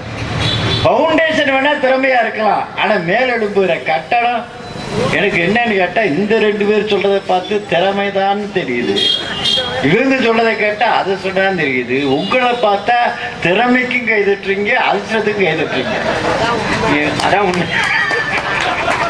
நல்லவன் வாழலான்னு ஒரு படம், எம்ஜிஆரும் தேர்தலில் நிற்பாங்க, நடிகர் எம்ஆர் ராதாவும் தேர்தலில் நிற்பாரு. அவர் பார்த்தா ஒருத்தர் வந்துடுவான், ஐயா சொல்லி நீங்க அப்படின்னு தேர்தல்னு சொல்ல விட மாட்டாங்க. இவரையும் தேர்தலில் வெற்றி பெற தூக்கிட்டு ஆடுவாங்க, அவரையும் தூக்கிட்டு ஆடுவாங்க. எம்ஆர் ராதா அவருக்கே ஒரு பாணியில என்னையும் தூக்கிட்டு ஆடுறீங்க, அவனையும் தூக்கிட்டு எவன்டா ஜெயிச்சதுன்னு எங்க சொல்ல விட்டீங்க? நீங்க தேர்தலில் தோத்து போயிட்டீங்கம்மா. அது மாதிரி நான் உங்களை வச்சு திருப்ப சொல்லலாம்னா பார்த்தா இப்ப திறமை கட்சி மேடம் கியூரி ஸ்டீபன் ஹாக்கின்ஸ் அப்படின்னு சொன்னா அதுக்கும் கைதட்டுறீங்க. அவர் கடைக்கோடியில ராமநாதபுரத்தில் தோன்றி அந்த பேப்பர் எல்லாம் போட்டு இன்னைக்கு பேப்பர்ல தலைப்பு செய்ய அவர் அப்துல் கலாம்னா அதுக்கும் கைதட்டுறீங்க. இந்த 2 பேர் நடைமுறை யதார்த்தத்தை மனைவி அமைவதெல்லாம் இருந்து வாழ்க்கையில பிள்ளை அமைவதெல்லாம் வரணும், ஆசிரியருக்கு மாணவர் அமைவதெல்லாங்கிற வரைக்கும் எவ்வளவு முக்கியமான செய்தி அவர்கள் சொன்னது. வாழ்க்கையில ஒவ்வொரு கட்டத்தையும் அவர்கள் தொட்டு காட்டிய போது யதார்த்தத்தை அல்லவா பேசுறோம். அப்ப எனக்கு ஒரு தெளிவு வேண்டி இருக்கு. அதனால ஆளுக்கு ஒரு 5 நிமிஷம், 5 நிமிஷம் அதிகம் இல்லை ஜென்டில்மேன், 5 நிமிஷம் மாதிரி பொன்னாடையா நச்சுன்னு. மீண்டும் ஒரு முறை இங்கே கூடியிருக்கிறவங்களை எல்லாம் வணங்கி மகிழ்கிறேன். நடுவர் அவர்களே, அதிர்ஷ்டம் இருந்தாதான் ஜெயிக்க முடியும். அம்மா, அதிர்ஷ்டம் இருந்தாதான் ஜெயிக்க முடியும். அண்ணா வீசக்காரண்ணே, அதிர்ஷ்டம் இருந்ததுனால உங்களுக்கெல்லாம் கல்யாணம் ஆயிருக்கு. யோசிக்கோங்க. உங்க மீசையும் பார்த்துட்டு ஒரு பொண்ணு கல்யாணம் முடிச்சிருக்காங்கன்னா உள்ளபடியே நீங்க அதிர்ஷ்டத்தை மறந்துட்டு பேசாதீங்க. அதிர்ஷ்டம் தான் நடுவர்களே, எல்லாம் அதிர்ஷ்டம் தான். ஒரு ராஜா ஒரு நாள் மாம்பழம் வெட்டிக்கிட்டே இருந்தாரு. கத்தி வெட்டையில டக்குனு இந்த கட்டவரல் வெட்டி கட்டவரல் முனி கட்டாயிருச்சு. அரசரவைக்கு வந்தாரு. அரசர் வந்து சொன்னார், இப்படி நான் மாம்பழம் வெட்டிக்கிட்டே இருந்தேன், டக்குனு வெட்டப்ப என்னுடைய கட்டவரல் கட்டாயிருச்சுன்னு. அப்ப அங்க ஒரு மந்திரி இருந்தான், அவன் என்னைய மாதிரி திருநாவுக்கரசு மாதிரி அழகா சொன்னாரு, எல்லாம் அதிர்ஷ்டம் தான் ராஜான்னு. அந்த மந்திரி அந்த ராஜாவுக்கு பயங்கர கடுப்பாயிருச்சு. ஏன் நான் மாம்பழம் நடிக்கிறதுல என் கட்டவரல கட்டாயிருச்சுங்கிறேன், எல்லாம் அதிர்ஷ்டம் தாங்கய்யா, உனக்கு எவ்வளவு திமிர் இருக்கும், நீ என் மேல எவ்வளவு வெறுப்போட இருக்க, இவ்வளவு உள்ள போடியான்ட்டாங்க. மந்திரி தூக்கி ஜெயிலுக்குள்ள போறான்ட்டாரு. அந்த மந்திரி சிரிச்சுன்னு சொன்னாரு, இது ஏன் அதிர்ஷ்ட ராஜான்ட்டு அந்த உள்ள போயிட்டான். எப்படி பாருங்க, மந்திரி ஜெயிலுக்குள்ள தூக்கி போடுதுனா, மந்திரி பதவி போச்சு, ஜெயிலுக்குள்ள போறாரு, ஏன் அதிர்ஷ்டம் உள்ள போயிட்டாரு. கொஞ்ச நாள் ஆச்சு, ராஜா காட்டுக்கு வேட்டைக்கு போனாரு. வேட்டைக்கு போயிட்டு இருக்கப்ப எல்லாரும் விட்டுட்டு தனியா பிரிஞ்சுட்டாரு ராஜா. டக்குனு காட்டு மிராண்டி எல்லாம் பிடிச்சாங்க ராஜாவை. பிடிச்சு கொண்டு போய் எங்களுடைய காளி தெய்வத்துக்கு படி கொடுக்க போறான்னு நிறுத்திட்டாங்க. காளிக்கு முன்னால படி கொடுக்க போறதுக்கு முன்னால அந்த காட்டு மிராண்டி ஒருத்தன் பார்த்தா ராஜாவோட கட்டவரல் கட்டா இருந்துச்சு. அப்பதான் சொன்னா, ஊனமா இருக்கிற யாரையும் நாங்கள் காளி தேவிக்கு படி கொடுக்க மாட்டோம், ராஜாவை ரிலீஸ் பண்றான்ட்டான். ராஜா அலிஸ்டா இருந்துச்சா, ரிலீஸ் ஆயிட்டாரு. அவரு வேக வேகமா ஓடி வந்தாரு, அமைச்சரவை கூட்டினாரு. ஆஹா, அன்னைக்கு இந்த கட்டவரில் கட்டாயிச்சுக்கப்ப அந்த மந்திரி ரொம்ப கரெக்டா சொன்னாரு, எல்லாம் அதிர்ஷ்டம் தானே. உண்மைதான், என்னதான் திறமை இருந்தாலும் அதிர்ஷ்டம் தான் இன்னைக்கு என்னை காப்பாத்திருக்கு. உடனே அந்த மந்திரி ரிலீஸ் பண்ணி கொண்டு வர வெளியிட்டார். மந்திரி வெளியே வந்தார். அப்போ ராஜா கேட்டாரு, ரொம்ப சந்தோஷம்யா, என் விரல் கட்டாயிருச்சு, அதிர்ஷ்டம் என்ன? உன்னை தூக்கி ஜெயிலுக்குள்ள போட சொன்னேன், இது ஏன் அதிர்ஷ்டம் உள்ள போடிய, அது என்னையா ஓ அதிர்ஷ்டம்னா? அப்பதான் மந்திரி சொன்னா, ஆமாங்கய்யா, அன்னைக்கு என்னை தூக்கி நீங்க ஜெயிலுக்குள்ள போடலன்னு வச்சுக்கோங்க, வேட்டைக்கு உங்க கூட நானும் வந்திருப்பேன், உங்களையும் என்னையும் சேர்த்து பிடிச்சிட்டு போயிருப்பாங்க, உங்களை விட்டுட்டு என்னைய வெட்டி இருப்பாங்க, நான் உள்ள போனதானே எனக்கு அதிர்ஷ்டம். புரியுதா மீசக்காரனே? எல்லாம் அதிர்ஷ்டம்னே. அதிர்ஷ்டம் தான் தப்பிக்க முடியும். சும்மா பேசாங்க. அம்மா முதல்ல வரப்ப பேசுறாங்க, எல்லாம் பேசி கடைசியா போறப்ப சொன்னாங்க, எதிரணியில இருந்து கருத்துக்கள் வந்தால் நாங்களும் கருத்துக்களோடு வருவோம், அங்கே இருந்து கதைகள் வந்தால் நாங்கள் கதையோடு வருவோம். அம்மா கதைக்கெல்லாம் நானும் என் தம்பி தின்னா பயப்பட ஆள் கிடையாதுமா. ஆமா, கதையோடு வந்தாலும் நாங்கள் பயப்பட மாட்டோம். கதைன்னா தெரியுமா வச்சு அடிச்சா அவ்வளவுதான். அடி வாங்குவதற்கு நாங்கள் இன்றைக்கு பயந்தவர்கள் அல்ல, அடி வாங்கி பழக்கப்பட்டு போனவங்க நாங்கள். இதுக்கெல்லாம் நாங்கள் பயப்பட மாட்டோம். முனைப்பு வேணும், துடிப்பு வேணும், உழைப்பு வேணும். நாங்க அதெல்லாம் ஒரு பக்கம் இருக்கட்டுமா, நைட்டு வீட்டுக்கு போயிட ஒரு மல்லிகை பூவோட ரோஜா பூவோட வீட்டுக்கு போனா போதுமா? முனைப்பு துடிப்புலாம் இருக்கட்டும். உங்க வாழ்க்கை சந்தோஷமா இருக்குன்னா வீட்டுக்கு வரப்ப பூவோட போங்க, அல்வாவோட போங்க. நடுவில் இந்த அல்வாவை கண்டுபிடிச்ச பார்த்தேன்னா கையெடுத்து கும்பிடணும். நடுவில் அவனுக்கு ஒரு கோயில் கட்டி கும்பிடணும். ஏன்னா உலகத்துல எந்த பலகாரமும் அந்த மாதிரி கிடையாது. அல்வாவே ரொம்ப சூப்பர், அண்ணனுக்கு தெரிஞ்சுக்கு அழகா செய்கிறேன். இப்போ முறுக்கு வாங்கிட்டு போறீங்கன்னு வச்சுக்கோங்க, வீட்டுல நைட்ல போய் கடை முடம் கிடைச்சுனா மாமியார் குளிச்சுருவா, ஏண்டா உன் பொண்டாட்டிக்கு மட்டும் வாங்கி வந்து கொடுக்குறியா, எங்களுக்கு கிடையாதாம்பா. அல்வானா சத்தம் வெளியே வராது, காமா சாப்பிட்டு போயிட்டே இருக்கான். பூ வீட்டுக்கு போறப்ப பூவோட போகும். இப்படிதான் என் நண்பன் தொடர்ந்து பூ வாங்கிட்டே இருந்தான். 100 பூ வாங்கினா, 200 பூ வாங்கினா, 500 பூ வாங்கினா, 1000 பூ வாங்கினா, 2000 பூ வாங்கினா. என்னடா வீட்டுக்காரமா மேல அவ்வளவு பிரியமா அவ்வளவு பூ வாங்குறீங்கன்னு கேட்டேன். வீட்டுக்காரமா மேல பிரியமா பூக்காரமா மேல பிரியம்ட்டான். அப்படி போயிடக்கூடாது. ஆமா, அல்வா போய் 100 வெட்டுன்னு சொல்லக்கூடாது, 200 கட்டுன்னு வாங்கிட்டு போனோம். அப்பதான் வாழ்க்கை மகிழ்ச்சியா இருக்குன்றது, அதிர்ஷ்டம் இருக்க வேண்டும். புரிஞ்சுக்கோங்க. கடவுளே, ராமனுக்கு இல்லாத திறமையா? ஒரு சொல் என்று வாழ்ந்த ராமன் நடுவரனே, அவன் தான் அயோத்திக்கு ராஜாவாக போகிறான்னு சொன்னாங்க. ஊரெல்லாம் விழா கோலம் போட்டு இருந்தது. வெடிந்தா பட்டாபிஷேகம் என்று சொல்கிற போது அவங்க சித்தி வந்தா, ஆடிச்சு உலகம் எல்லாம் பரதனை ஆட நீ போய் தாடிலும் சிலையில் வாங்கி தாங்கள் தவம் மேற்கொண்டு கூடி வெங்கானம் நண்டி புண்ணிய துறையில் ஆடி 7 ஆண்டில் வா ஏம்பினான் மன்னன் என்றான் என்று சொல்லி நாட்டுக்கு சக்கரவர்த்தியாக போகிறவனை 14 ஆண்டு காலம் காட்டுக்கு அனுப்பப்பட்டானே. என்ன காரணமா? ராமனுக்கு திறமை இல்லையா? திறமை இருக்கிறது, ஆனா அந்த நேரத்துல ராமனுக்கு அதிர்ஷ்டம் இல்லைமா. புரிஞ்சுக்கோங்க. வாடி பெரிய திறமசாலிங்க, வாடி மிகப்பெரிய திறமசாலி. முன்னால எவன் வந்து போருக்கு வந்தாலும் சரி, அவனுடைய படத்துல பாதி வாடிக்கு வந்துவிடும். அவ்வளவு திறமை பெற்றவன் வாடி. ஆனா சுக்ரீவனுக்கு அவ்வளவு திறமை கிடையாது. ஆனா சுக்ரீவனுக்கு அதிர்ஷ்டம் இருந்துச்சு, ராமன் நண்பனாக கிடைச்சான். வாடி காளி சுக்ரீவன் அந்த நாட்டுக்கு ராஜாவானா? மிசகரனே புரிஞ்சுக்கோங்க, சும்மா கலவிடாதீங்க. எங்க பஞ்சபாண்டவர்களுங்க 5 பேரும் திறமசாலிங்க. தருமன், பீமன், அர்ஜுனன், நகுலன், சகாதேவன் எல்லாரும் திறமசாலி. ஆனா அவர்கள் வனவாசத்துக்கு போக வேண்டி வந்தது என்ன காரணமா? அவர்களிடத்தில் திறமை இருந்தது, ஆனால் அதிர்ஷ்டம் இல்லை, காட்டுக்கு போனார்கள். அண்ணன் கடைசியை காட்டான் தருமன். என்ன எங்களுக்கு கஷ்டம் வந்ததுக்கு பிறகு வந்து நீ காப்பாத்தினியே, நாங்கள் கஷ்டம் வர்றதுக்கு முன்னாடி எங்களை நீங்க காப்பாற்றிக்க கூடாதுன்னு காப்பாத்திருப்பா தருமா. ஆனால் உனக்கு அதிர்ஷ்டம் இல்லை. அவன் துரியோதனன் உங்களை அந்த போட்டிக்கு கூப்பிட்டான், சொக்கட்டா நாடுவதற்கு. சொக்கட்டா நாடு உட்கார போகிற போது துரியோதனன் சொன்னான், எனக்கு பதிலாக என்னுடைய மாமன் கந்தரதேசனுடைய ராஜா இந்த சகுனி ஆடுவான்னு சகுனியை உட்கார வச்சானே. அப்ப நீ என்ன சொல்லிருக்கணும்? எனக்கு பதிலாக என்னுடைய மைத்துனன் கிருஷ்ணன் விளையாட உட்கார வச்சியா? வைக்கலையே. ஏன் உட்கார வைக்கல? உனக்கு அதிர்ஷ்டம் இல்ல, நீ கஷ்டப்பட வேண்டும் என்று எழுதி இருந்தது, நீங்க கஷ்டப்பட்டீங்கன்னா ஆகவே என்னதான் திறமை இருந்தாலும் அதிர்ஷ்டம் இருப்பதான் ஒன்று ஜெயிக்க முடியும். இறுதியா ஒரே ஒரு கேள்வி கேட்கிறேன். திறமையே இல்லைன்னா கூட அதிர்ஷ்டசாலி ஜெயிச்சிரும். திறமையே இல்லைன்னா கூட அதிர்ஷ்டசாலி ஜெயிச்சிருவான். ஆனா என்னதான் திறமை இருந்தாலும் அதிர்ஷ்டம் இல்லைன்னா அது ஜெயிக்கவே முடியாதுமா. தெரிஞ்சுக்கோங்க. இறுதியாக சொல்லி நிறைவு செய்கிறேன். திறமைசாலிகள் போராடுகிறார்கள், திறமைசாலிகள் போராடுகிறார்கள். அதிர்ஷ்டசாலிகள் தான் வெற்றி பெறுகிறார்கள், அதிர்ஷ்டசாலிகள் தான் வெற்றி பெறுகிறார்கள். வாய்ப்புக்கு நன்றி. என் கேள்விக்கு என்ன பதில்னு கேட்டிருக்காரு. பதில் சொல்ல வருகிறார் டாக்டர் நிர்மலா. நல்லா இருக்கு. திறமைசாலிகள் போராடுகிறார்கள். நடுவர் வணங்கி மீண்டும் என்னுடைய வாதத்தை தொடங்குகிறேன். என்னைக்கு நம்ம பேசிட்டு கேட்டிருக்காங்க. நடுவர் அவர்களே, நீங்கள் பேசியதை நான் கேட்டுவிட்டேன். திறமைசாலிகள் போராடுகிறார்கள், அதிர்ஷ்டசாலிகள் வெற்றி பெறுகிறார்கள், இதுதானே நீங்க சொல்ல வந்தது? இதுதானே இதுதான். அதிர்ஷ்டசாலி கையை கட்டிக்கிட்டு நான் பணக்காரன் ஆகணும், நான் பெரிய கோடீஸ்வரன் ஆகணும், கையை கட்டிக்கிட்டே உட்கார்ந்துட்டாருன்னா இளங்கோ பெரிய பணக்கார கோடீஸ்வரர் ஆயிடுவார், லட்சாதிபதி ஆயிடுவார். பிச்சாதிபதி ஆகாம இருந்தா சரிதான் ஐயா. வந்து சும்மா அதிர்ஷ்டம் இருந்தா எல்லாம் நடந்துருமா? யார் சொன்னது? அதே மகாபாரதத்துல சொல்றேன். நீங்க அதிர்ஷ்டம்னு சொன்னீங்க, அதை நான் திறமைன்னு சொல்றேன். எனக்கு பதிலாக என்னுடைய மாமன் ஆடுவார் என்று சொல்கிற போது அந்த தருமன் சொல்லி இருக்க வேண்டும் தன்னுடைய பேச்சு திறமையால் எனக்கு பதிலாக என்னுடைய மாமன் கிருஷ்ணன் வந்து ஆடுவார் என்று சொல்லி. அந்த பேச்சு திறமை இல்லாததால் அவன் தோல்வி கண்டான். அதை மறந்து விடாதீர்கள். அதே நேரத்திலே கடைசியிலே மகாபாரத போர் முடிகின்றது.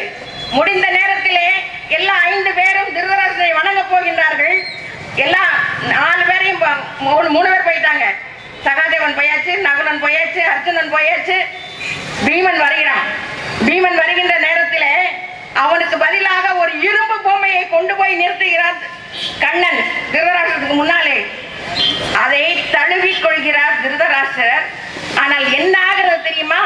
அந்த இரும்பு பொம்மையே சுக்கு நூறாக நொறுங்குகிறது, நசுங்குகிறது. என்ன காரணம் தெரியுமா?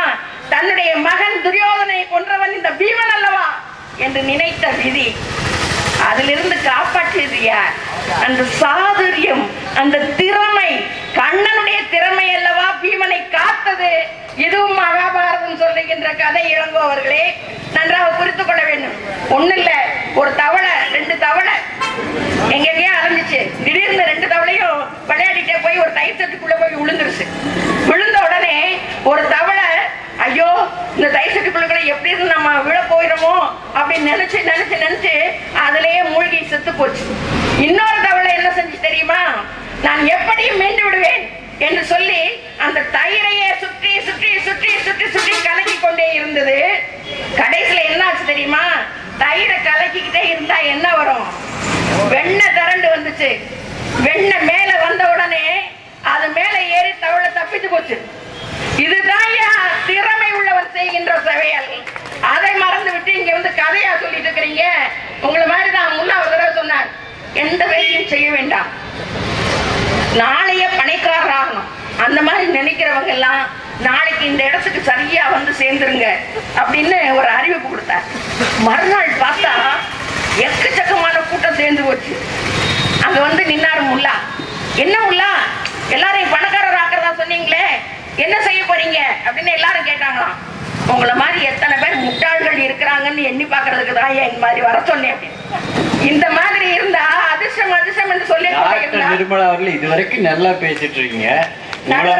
நான் முல்லாகதைத்தான் சொன்னேன். உங்களை மாதிரி முட்டாள்னு என்னைய காமிச்சா என்ன அர்த்தம்? நடுவர் அவர்களே, உங்களை முட்டாள் என்று சொல்லிடுங்க.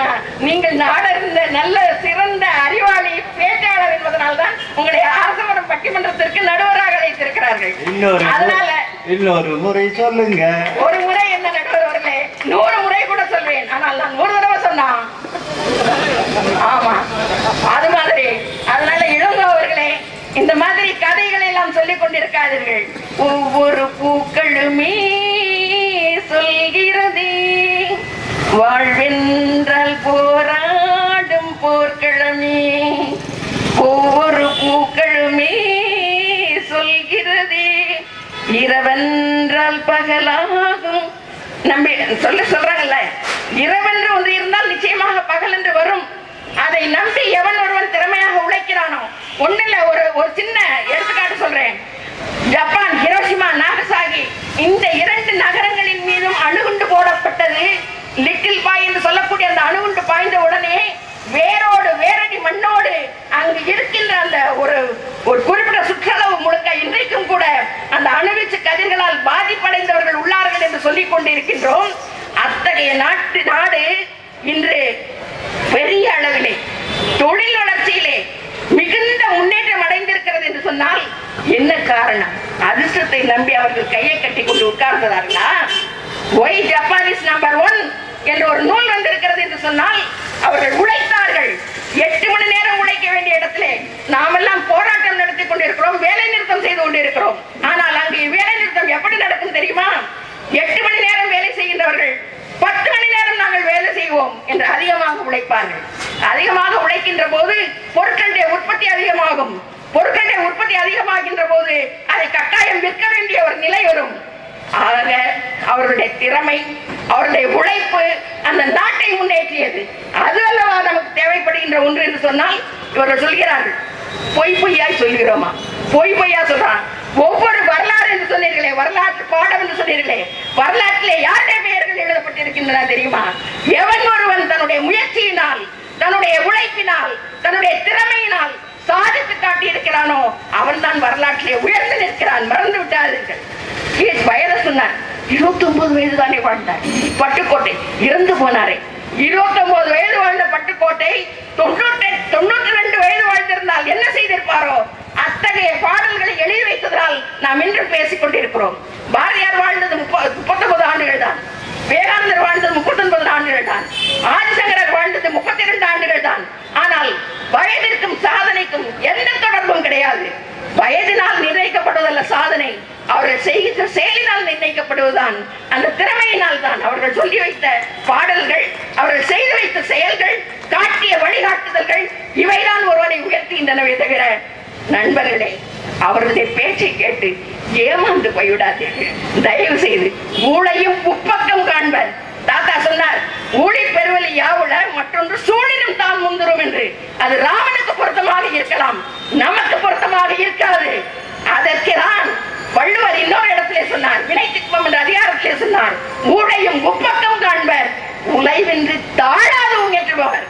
ஈரோடு தமிழன்பன் வாணியிலே சொன்னால் 10 தடவை விழுந்தவனுக்கு முத்தமிட்டு சொன்னது பூமி, 9 தடவை எழுந்தவன் அல்லவா? இதுதான் நம்முடைய வாழ்க்கையிலே வேண்டிய ஒன்று. தோல்வி கண்டு தோழுகின்ற போது எவன் எழுந்து நிற்கின்றானோ, வீரத்துடன் எழுந்திருக்கின்றானோ, உறுதியுடன் நிற்கின்றானோ, வேகத்துடன் எழுகிறானோ அவன் தான் சாதனை படைக்கின்றான். அந்த திறமை தான் நமக்கு தேவை என்பது சொல்லி, மனிதன் முன்னேறுவதற்கு தேவை திறமையே, திறமையே, திறமையே. நல்ல தீர்ப்பளியுங்கள். பட்டிமன்றங்கள் பின்னாடி இருக்கின்ற பிள்ளையார் உங்களுக்கு நல்ல அருள் பாலிப்பார் என்று சொல்லி வாய்ப்பிற்கு நன்றி கூறி அமைகிறேன். நன்றி, வணக்கம். உண்மையிலே ரொம்ப அருமையா இருக்குங்க, மனசுக்கு ரொம்ப நிறைவா இருக்கு. அதாவது டாக்டர் நிர்மலா, இந்த பக்கம் பார்த்தா முத்து இளங்கோவன், நம்முடைய ஹைகூ திலகம் ரவி, எப்பவும் சிரிச்ச முகத்தோடு இருக்கிற திருநாவுக்கரசு, 4 பேர் நமக்கு இவ்வளவு அற்புதமான செய்திகளை சொல்ல கேட்குறோம் பாருங்க. என்ன இப்ப கேட்டீங்கன்னா எது நல்ல நேரம் என்று கேட்டால், எது நல்ல நாள் என்று கேட்டால், நான் மனநிறைவோடு சொல்லுகிறேன், என்னுடைய வாழ்க்கையில இதுதான் நல்ல நாள், இன்றைக்குத்தான் நல்ல நாள். உங்கள் முன்னிலையிலே எங்கள் கருத்துக்களை சொல்லுகிறோமே, இதுதான் நல்ல நேரம். ரொம்ப அற்புதமா சொன்னேன். வயசுக்கும் சாதனைக்கும் சம்மந்தம் இல்லை.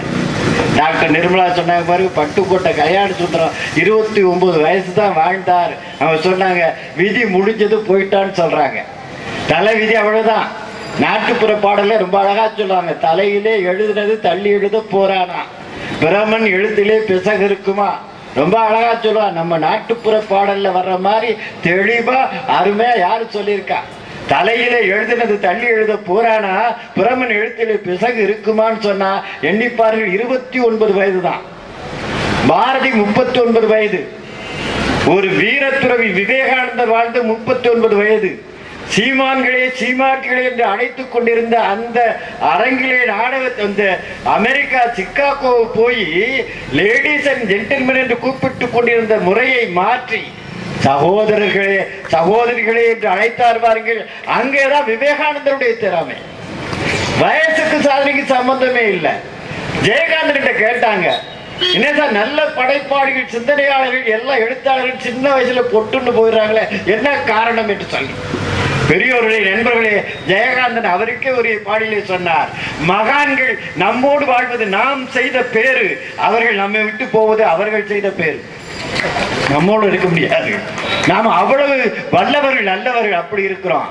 அவர் ரொம்ப அற்புதமான செய்தியை சொன்னாங்க. இப்ப 2 அணியினரும் 2 கட்சியினரும் சொன்ன அந்த மையத்தை எடுத்துக்கொள்ளுங்களேன். வாய்ப்பு இல்லையா, சான்ஸ் சொல்றாங்க. ரொம்ப அருமையா சொல்றாங்க. முத்து இளங்கோவன் என்னைய மடக்கினாரு, நீங்க இந்த மேடைக்கு வந்திருக்கீங்களா? எல்லாம் போயிருக்கு. உலக நாடு எல்லாம் பேசி என்ன பிரயோஜனம்? அமெரிக்கா போயாச்சு, ஆஸ்திரேலியா போயாச்சு, இலங்கை ஆனா ஈனா எல்லாம் போயாச்சு. அரச மரத்தில் பேசிருக்கீங்களான்னு கேட்டார்கள். வாய்ப்பு கிடைக்கணுமா இல்லையா? நீங்கள் உங்களுடைய திறமையை வெளிப்படுத்துவதற்கு ஒரு வாய்ப்பு கிடைக்கணும்ல, அதானே அதிர்ஷ்டம் சொல்றோம். நல்ல நேரத்திலே கிடைக்கிற நல்ல வாய்ப்புக்கு பேர் தான் சார் அதிர்ஷ்டம். லக் சொல்றாங்க. இன்னைக்கு கிரிக்கெட் போட்டியில கடைசியா முடிஞ்ச உடனே 2 நாட்டினுடைய கேப்டனை கூப்பிட்டு கேட்கறாங்க பாருங்க. அப்படி கேட்ட உடனே அவர் சொல்றாரு, ஆஸ்திரேலியா கேப்டனை பார்த்து அவர் சொல்றாரு, நம்முடைய அந்த நடுவர் பெருமகர் சொல்றாரு, குட் லக் நெக்ஸ்ட் டைம். நீங்க நாம எதிர்பார்க்கிறது என்ன சொன்னா, அவர்கள் 2 பேரும் யதார்த்தத்தை சொல்றது பாருங்க. மனசுக்குள்ள என்னன்னு சொன்னா அதிர்ஷ்டம். அவர் சொல்றாரு, நாம ஒரு தேர்தலில் நிக்கிறோம் அல்லது ஒரு நல்ல காரியத்தை தொடங்குறோம் சொன்னா நல்ல நேரம் பார்த்தானே தொடங்குறோம். நல்ல நேரமும் நல்ல பொழுதும் பார்த்துத்தானே ஒரு வாழ்க்கையில காரியத்தை தொடங்குறோம். இவ்வளவு ஏன் சார் வாழ்க்கையில நமக்கு அழகை மட்டுமல்ல அவலட்சணம் என்று நாம் நினைத்துக் கொண்டிருக்கிற ஒன்றை சொல்லுகிற பொழுது கூட என்ன சொல்லுவோம், ரொம்ப யதார்த்தமா சொல்லணும்னு சொன்னா ஒரு மாறுகன் என்றால் கூட என்ன சொல்லுவோம், அதிர்ஷ்டம். ஒரு சிங்கப்பல் இருந்தா அதிர்ஷ்டம். ஒரு நடிகைக்கோ அல்லது ஒரு விளையாட்டு வீரருக்கு சொல்றப்போ நாம் எண்ணி பார்க்கிறோம் இல்லையா. இந்த கிரிக்கெட் சொல்ற 6 விரல் அதிர்ஷ்டம், ரெட்டை சுழி எல்லாம் சொல்றான். வாழ்க்கையில பிறப்புல இருந்து கடைசி மூச்சு வரைக்கும் அதிர்ஷ்டத்தை தானே பார்க்கிறோம். ரொம்ப அழகா சொல்றான்ல, அதிர்ஷ்டம் இல்லைன்னா அரட்டிக்கிறான்ல. சார் என்ன சார் பட, நான் உப்பு விற்க போனா மழை பெய்தான், நான் மாவு விற்க போனா காத்தடிக்குன்னு சொன்னா வாழ்க்கையில ஒவ்வொரு மணித்துளி அதிர்ஷ்டத்தை எதிர்பார்த்து இருக்குமா இல்லையா. இந்த கட்சி கேட்குது, சான்ஸ் வாய்ப்பு இல்ல. ஆனா டாக்டர் நிர்மலா நம்முடைய ரவி அவர்கள் சொல்றாங்க, கிடைக்கிற வாய்ப்பு நீ பயன்படுத்திக்கணுயா. வாய்ப்பு கிடைச்சதா இல்லையா, கிடைச்ச வாய்ப்பை பயன்படுத்திக் கொள்ளும்ல. விவேகானந்தர் அழகான ஒரு கதையை சொல்லுவாரு. நல்ல பக்திமான், நல்ல நேர்மை, 3 சொக்கட்டங்காயை கொடுத்துட்டு அந்த தேவதை சொன்னது, இந்த சொக்கட்டங்காயை உருட்டி நீ பயன்படுத்திக்க. அந்த கணவனுக்கு மனைவிக்கு மூக்கு நல்லா இருக்காது. உடனே கணவன் என்ன நினைச்சான்னு சொன்னா, மூக்கை வச்சுதானே நம்ம எல்லாம் கிண்டல் பண்றாங்க, மூக்கை சொல்லி சொல்லி கிண்டல் பண்ணுவாங்க, கேலி பண்ணுவாங்க, சொல்லுவாங்க மூக்கு முழியுமா இருக்குன்னு சொல்லுவாங்க. அப்படி பார்த்த உடனே சொல்லுவான், அந்த மனைவிக்கு என்னன்னு சொன்னா நமக்கு செல்வம் வேணும், வீடு வேணும், வசதி வேணும், வாய்ப்பு வேணும்னு. ஆனா இவ என்ன நினைச்சா, நம்ம மூக்கை வச்சு தானே கிண்டல் பண்றாங்க, அதனால அந்த சொக்கட்டை அங்கே உருட்டுறப்போ நாம 2 பேருக்கு நல்ல அழகான மூக்கை அமையிட்டோம். இந்த அம்மா அவன் கையை பிடிச்சி அந்த அடக்கிறப்ப அதையும் திமிரிட்டு மூக்கள் அமையட்டும்ட்டான். என்னைக்கு பன்மையில சொன்னானோ உடம்பு முழுவதும் மூக்கா போச்சு. ஒரு சொக்கட்டாங்காய் உருட்டி உடம்பு முழுவதும் மூக்காயிருன்னு சொன்ன உடனே, ஏடா இப்படி ஆனா என்ன அவன் வெளியே போக முடியுமா இல்லையா, வெளியே கூட என்ன சொல்லுவாங்க. உடனே 2வது வாய்ப்புல அப்படி சொல்றப்போ எங்களுக்கு அந்த மூக்கள் இல்ல வேண்டான்ட்டாங்க. மூக்கை இல்லாம போச்சு. முதல்ல உடம்பெல்லாம் மூக்கு, அப்புறம் மூக்கை இல்லாம போனா நீங்க வெளியே தலை காட்ட முடியுமா. நினைச்சு பார்த்தா அந்த கணவனும் மனைவி அப்புறம் பேசிக்கிட்டாங்க, இது எதுக்கு வம்பு, பழைய மூக்கோ இருந்தா போதும். 3வது சொக்கட்டானை உருட்டினாங்க. ஒரு வாய்ப்பு கிடைச்சி அந்த வாய்ப்பை பயன்படுத்தி கொள்ள தெரியலன்னு வச்சுங்க, அதுதான் திறமை குறைவு. இந்த அணி ரொம்ப அழகா சொல்லுது, எது திறமை, எது அதிர்ஷ்டம் சொன்னா, எது சான்ஸ் வாய்ப்புன்னு சொன்னா அதுதானே யோகம், அதுதானே ராசி, அதுதானே அதிர்ஷ்டம், இதுதானே சுக்கிர தசை. அவங்க காட்டுல மழை பெய்யுது, எல்லாம் எண்ணி பாருங்க, இதுதான். அப்ப அப்படி நினைக்கிறப்ப நாம எதை எண்ணி பார்க்க வேண்டியிருக்கு. ரொம்ப அழகா கண்ணதாசன் சொன்னாங்க, இந்த பட்டிமன்றத்துக்காக நாங்க ஒரு முறை உட்கார்ந்து விவாதம் பண்ணிட்டு அப்புறம் ஆளாளுக்கு படிச்சு பார்த்தோம். ஒரு துறையில எப்படி ஒருத்தர் மேல வர்றான்னு சொன்னா, கண்ணதாசன் அவருடைய அனுபவத்தை வனவாசம்னு எழுதியிருக்கிறார். அந்த வனவாசல அவர் சொல்றாரு, தனக்கு திறமையா அதிர்ஷ்டமா வாழ்க்கையில ஜெயிக்கணும் சார். எது நினைச்சு பாருங்களேன், வாழ்க்கையில முன்னே நம்ம தமிழ்ல அழகான சொல்லுங்க, உலகத்துல 6000 மொழி இருக்கு சார். 6000 மொழியில 6 மொழி தான் கிளாசிக்கல் லாங்குவேஜ், உயர் தனிச்செம்மொழி. பரதிமார் கலைஞர் அவர் 33 வருஷம் தான் இருந்திருக்கிறார். பேராசிரியர் தாக்கு அவர்களுக்கு தெரியும், அவருடைய பேரன் அவர்கள் அவருடைய மதுரை கல்லூரியில பேராசிரியராக இருந்தார். 33 வயசுக்குள்ள என்ன சாதனை பண்ணியிருக்கிறார். நான் நினைச்சு பார்க்கிறேன், 6 மொழிகள் உயர்தனிச்ச மொழி, 6 மொழியில் 2 மொழிக்கு சொந்தக்காரர்கள் நாம், வடமொழியும் தமிழ் மொழியும். அந்த 2 மொழிகளையும் ஆரியம் போல் உலக வழக்கு அழிந்து ஒழிந்து சிதையாவும் சீரிழமை திறம்பியந்து செயல் மறந்து வாழ்த்துதுமே. அப்ப அந்த தமிழ் மொழி எவ்வளவு அருமையான மொழி. வேற எந்த மொழியில வாழ்க்கை என்ற சொல்லுக்கு இணையா ஒரு சொல்லுங்க. காவிய கவிஞர் வாலி அழகா சொல்லுவார், தமிழ்ல வாழ்க்கை என்ற சொல் இருக்கு பாருங்க, மனிதன் என்ற ஒரு சொல். அந்த சொல்ல எவ்வளவு கருத்தை உணர்த்துது. முதல் எழுத்து வா என்று அழைக்கிறது, வாழ்க்கையில முதல் எழுத்து வா. அந்த முதல் எழுத்தை இரண்டாவது எழுத்தை சேர்த்து பாருங்க, வாழ். நீ வாழ்வதற்காக பிறந்திருக்கிறாய். இந்த வாழ்க்கையை மண்ணில் நல்ல வண்ணம் வாழ பிறந்திருக்கிறாய். வயத்துள் வாழ்வாங்கு வாழ பிறந்திருக்கிறாய். வாழ். முதல் எழுத்து இரண்டாவது எழுத்து சேர்த்தால் வாழ். முதல் எழுத்தையும் கடைசி எழுத்தையும் சேர்த்து பாருங்கள், வாகை. வெற்றி வாகை சூட வேண்டும் வாழ்க்கையில. சும்மா மனித வாழ்க்கை எவ்வளவு காலம் என்று சொன்னால் மூச்சு விடுவது மட்டும் வாழ்க்கை அல்ல. ஜன்கதை காலையில ஒண்ணு படிச்சேன். குரு உட்கார்ந்து இருக்கிறாரு, சீடனை பார்த்து கேட்கிறாரு, மனித வாழ்க்கை எவ்வளவு காலம்ங்கிறாரு. 80 வயசுனா ஒருத்தன், தப்பு நீ சொல்லுனாரு. அடுத்த சீடன் சொன்னா 70 வயசுனாரு, அதுவும் தப்பு நீ சொல்லுனாரு. 60 வயசுன்னா இல்லைன்னா ஒருத்தர் 50 வயசுனா தப்பு தப்புனாரு. எதை சொன்னாலும் தப்பு தப்புங்கிறாரு. நிதானத்தில் இல்லையோ குரு. சீடனுக்கு சந்தேகமா போச்சு. அப்ப என்னதான் குரு சொல்லுங்கிறாரு. மனித வாழ்க்கை என்பது மூச்சுள்ள வரையினார். மூச்சுள்ள வரைக்கும் தாங்க வாழ்க்கை. காற்றுள்ள போதை தூற்றிக்கொள் என்று சொன்னால், இந்த மேடையிலே 1982 மகாகவி பாரதி நூற்றாண்டு பாரதியார் பாடல்களில் விஞ்சி நிற்பது மலர்ச்சியா, மறுமலர்ச்சியா, புரட்சியா சொல்றாரு அவரு. நம்ம தவத்தில் குண்டக்குடி அடிகளார் பேசுகிறார். காற்றுள்ள போதை தூற்றிக்கொள் என்று சொன்னால் நாம் இப்போது நினைக்கிற பொருள் அல்ல. பெரியோர்களே, நண்பர்களே, நாம் நினைக்கிற சாதாரண பொருள் அல்ல. காற்றுள்ள போதை தூத்திக்கப்பா அதல்ல. மூச்சு காற்று உள்ள போதே உன்னுடைய இழிந்த பண்புகளை, கீழான பண்புகளை தூற்றிக்கொள். எப்படி பதற தூற்றுவது போல அந்த நல்ல நெற்கதிர்களை நாம் தாயத்தப்படுத்திக் கொள்கிறோமோ அது போல மூச்சு காற்று உள்ள போதே தூற்றிக்கொள் என்று சொன்னா நம்ம தமிழ் மொழியில் எப்படி சொல்லி இருக்கா, வா, வாழ், வாகை. அந்த வாக்கை நீ சரியா வச்சிருந்தா அதுதான் கடைசி எழுத்து மட்டும் கை என்று சொன்னால். சொன்னார்கள் பாருங்க, கையும் காலும் தான் உதவி, கொண்ட கடமைதான் நமக்கு பதவி. இப்போ வர பாட்டெல்லாம் பாட்டா என்ன படம் பார்த்துட்டு வந்தேன்னா சொல்ல முடியல. அண்ணனை கேளுங்க, ஐயாவை கேளுங்க, என்ன படம் பார்த்துட்டு வந்தீங்கன்னா பழைய காலத்துல சொன்னா பாசமலர் பார்த்துட்டு வந்தேன், நீதிக்கு தலைவணங்கு பார்த்துட்டு வந்தேன். அந்த படத்தை அந்த தலைப்பு வைப்பதற்காக எம்ஜிஆர் அவர்கள் 15 நாள் யோசிச்சிருக்கார். என்ன தலைப்பு, என்ன படம் பார்த்துட்டு வந்தேன்னா சொல்லணுமா இல்லையா? நீதிக்கு தலை வணங்குன்னு சொல்லணும். இப்ப என்னடா படம் பார்த்துட்டு வந்தா திமிருங்கிறான், என்னடா படத்துக்கு பேர் வைக்கிறான் சகுனிங்கிறான், அப்புறம் பார்த்தா ராமனுங்கிறான். எல்லாமே நெகட்டிவா போச்சு. சட்டமின் கையில்ங்கிறான். அப்ப என்னடான்னு கேட்டேன், ஒரு புத்தகத்தை வச்சுட்டு என்னடா நடுவுல கொஞ்சம் பக்கத்தை காணுங்கிறான். எல்லாமே பெருகா 9ல குறுங்கிறான்.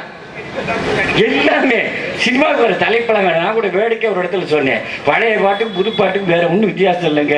நிறுத்தி நிதானமா புரியுற மாதிரி பண்ணா பழைய பாட்டுக்கு.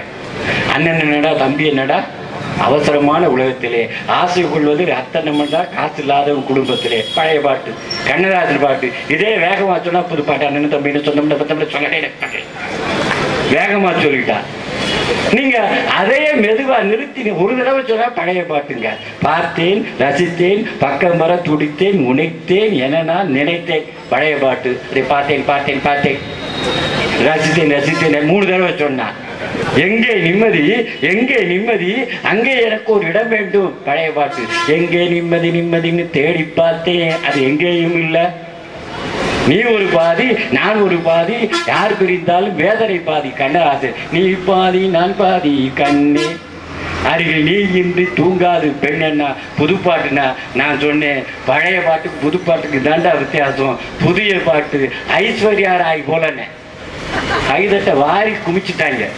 அப்புறம் தான் சொன்னேன், புது பாட்டு ஐஸ்வர்யா ராய் போலன்னா, பழைய பாட்டு அன்னை தெரசா போலன்னு குமிழிட்டாங்க. நீங்க பார்க்கணுமா இல்லையா? அப்போ திறமையா அதிர்ஷ்டமான நீங்க அப்படியே பாருங்களேன், எவ்வளவு அழகா சொல்லி வச்சிருக்காங்க. நாம நம்முடைய முன்னோர்கள் எப்படிலாம் பேசி வச்சிருக்காங்க. அப்ப என்ன சார் அவங்க சொல்றாங்க, அதிர்ஷ்டம் எப்படி வரும் தெரியுமா? சொல்றப்போ வேடிக்கை வேகமா சொல்றாரு, எந்த நேரத்துல வரும் எப்ப வரும்னே தெரியாது. நீ நல்லா நுட்பமா பாத்தீங்கன்னு சொன்னா, ஒரு பத்திரிகையில கூட சொல்றாங்க, அதிர்ஷ்டம் எது வரைக்கும்னா அது இஷ்டம் வரைக்கும் இருக்கும்ல, அதை புரிஞ்சுட்டாதான் வராங்க. அதிர்ஷ்டம் அது எப்ப இஷ்டப்பட்டு அரண்மனைக்கு வரும். நான் ரொம்ப காலத்துக்கு முன்னாடி ஆனந்த விடல ஒரு பக்க கதை வந்தது, நான் படிச்சு பார்த்தேன். அந்த சின்ன கதை, நீண்ட கதை எழுதுலதான் பழைய காலம். இப்ப என்ன தெரியுமா, நச்சுன்னு இருக்கணும், நறுக்குன்னு இருக்கணும், பளிச்சுன்னு இருக்கணும், சுரின்னு இருக்கணும். ஐக்கு கவிதை மாதிரி பீச்சு சுண்டல் எடுத்துக்கிட்டு இருக்கான், 2 பேர் பேசுறாங்க. என்ன சார் எப்படி இருக்கீங்க, பீச்சில் சுண்டல் விற்றுக்கிட்டு இருக்கேன். அப்புறம் என்ன ஆச்சுன்னா அதில் கொஞ்சம் நல்ல வருமானம் கிடைச்சது. உடனே ஹோட்டல் வச்சேன், டீ கடை வச்சேன்னா பரவாயில்லையே. நெக்ஸ்ட் அப்புறம் என்னாச்சு, அதில் கொஞ்சம் நல்ல ஒரு வருமானம் கிடைச்சது, ஒரு மளிகை கடை ஆரம்பிச்சேன்னா பாடுறா இதாண்டு அதிர்ஷ்டங்கிறது. அதுக்கப்புறம் என்னன்னா அப்போ ஒரு சினிமா ப்ரொடியூசருடைய ஒரு தொடர்பு கிடைச்சதுன்னா அதிர்ஷ்டம் வேகம் எவ்வளோ வேகமாக வளர்ச்சிங்கன்னு. அப்புறம் என்ன பண்ணிங்கன்னா அவரோட சேர்ந்து ஒரு சினிமா பார்த்து நானே கதாநாயகனை நடித்தேன்னா அப்புறம் என்ன ஆச்சுன்னா இப்போ திரும்ப சுட்டல் எடுத்துக்கிட்டு நடிக்கிறேன். வேகமாக என்ன ஸ்பீடாக எவ்வளவு வேகமா வருது அவங்க சொல்றாங்க. அதிர்ஷ்டம் என்பது எவ்வளவு வேகமா வருதுன்னா அவர் சொல்லுகிற அந்த கட்சி சொல்லுகிற எனக்கு கண்ணதாசன் சொல்றாரு.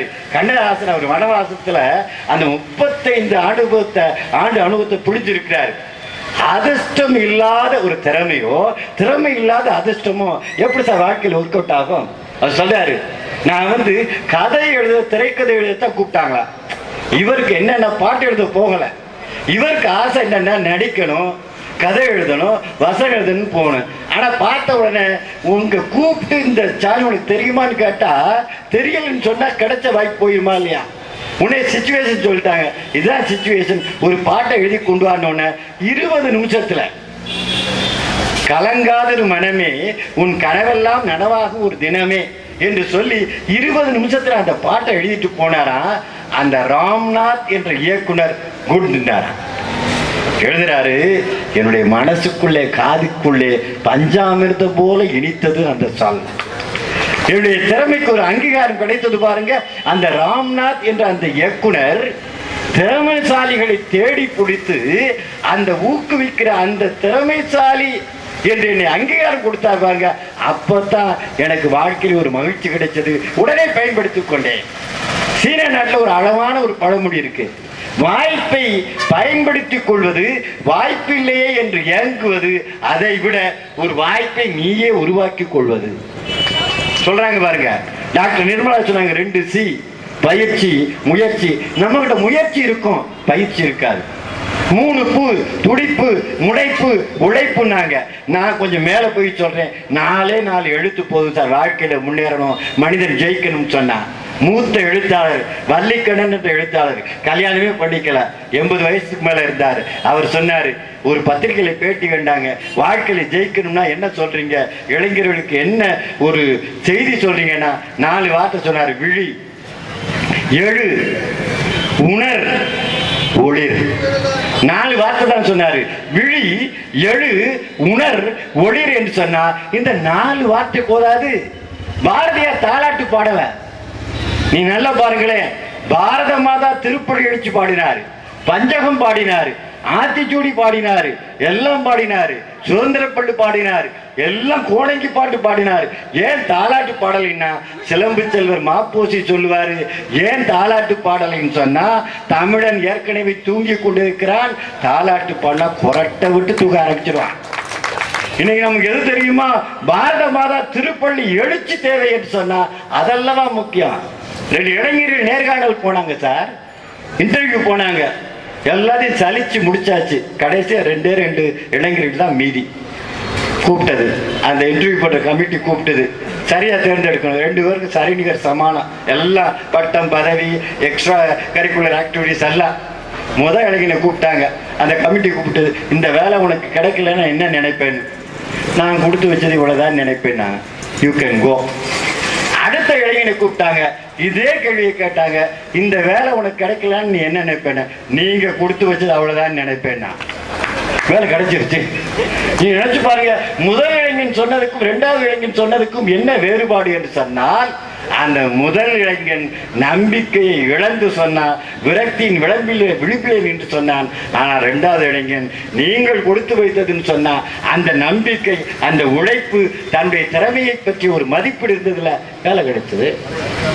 அப்ப நம்ம நினைக்கிறோம் இல்லையா, கோடாரி கதையை நம்முடைய ரவி அவர்கள் சொன்னா கூட இந்த வாரத்துக்கு கதை எனக்கு ரொம்ப மகிழ்ச்சி. இத்தனை பெண்கள் மாதர்கள் இவ்வளவு நேரம் கழிச்சு இங்க உட்கார்ந்துருக்கேன் பாருங்க. தொலைக்காட்சி தொடரை மறந்து உட்கார்ந்துருக்கீங்கல்ல, ரொம்ப பாராட்டுக்குங்க.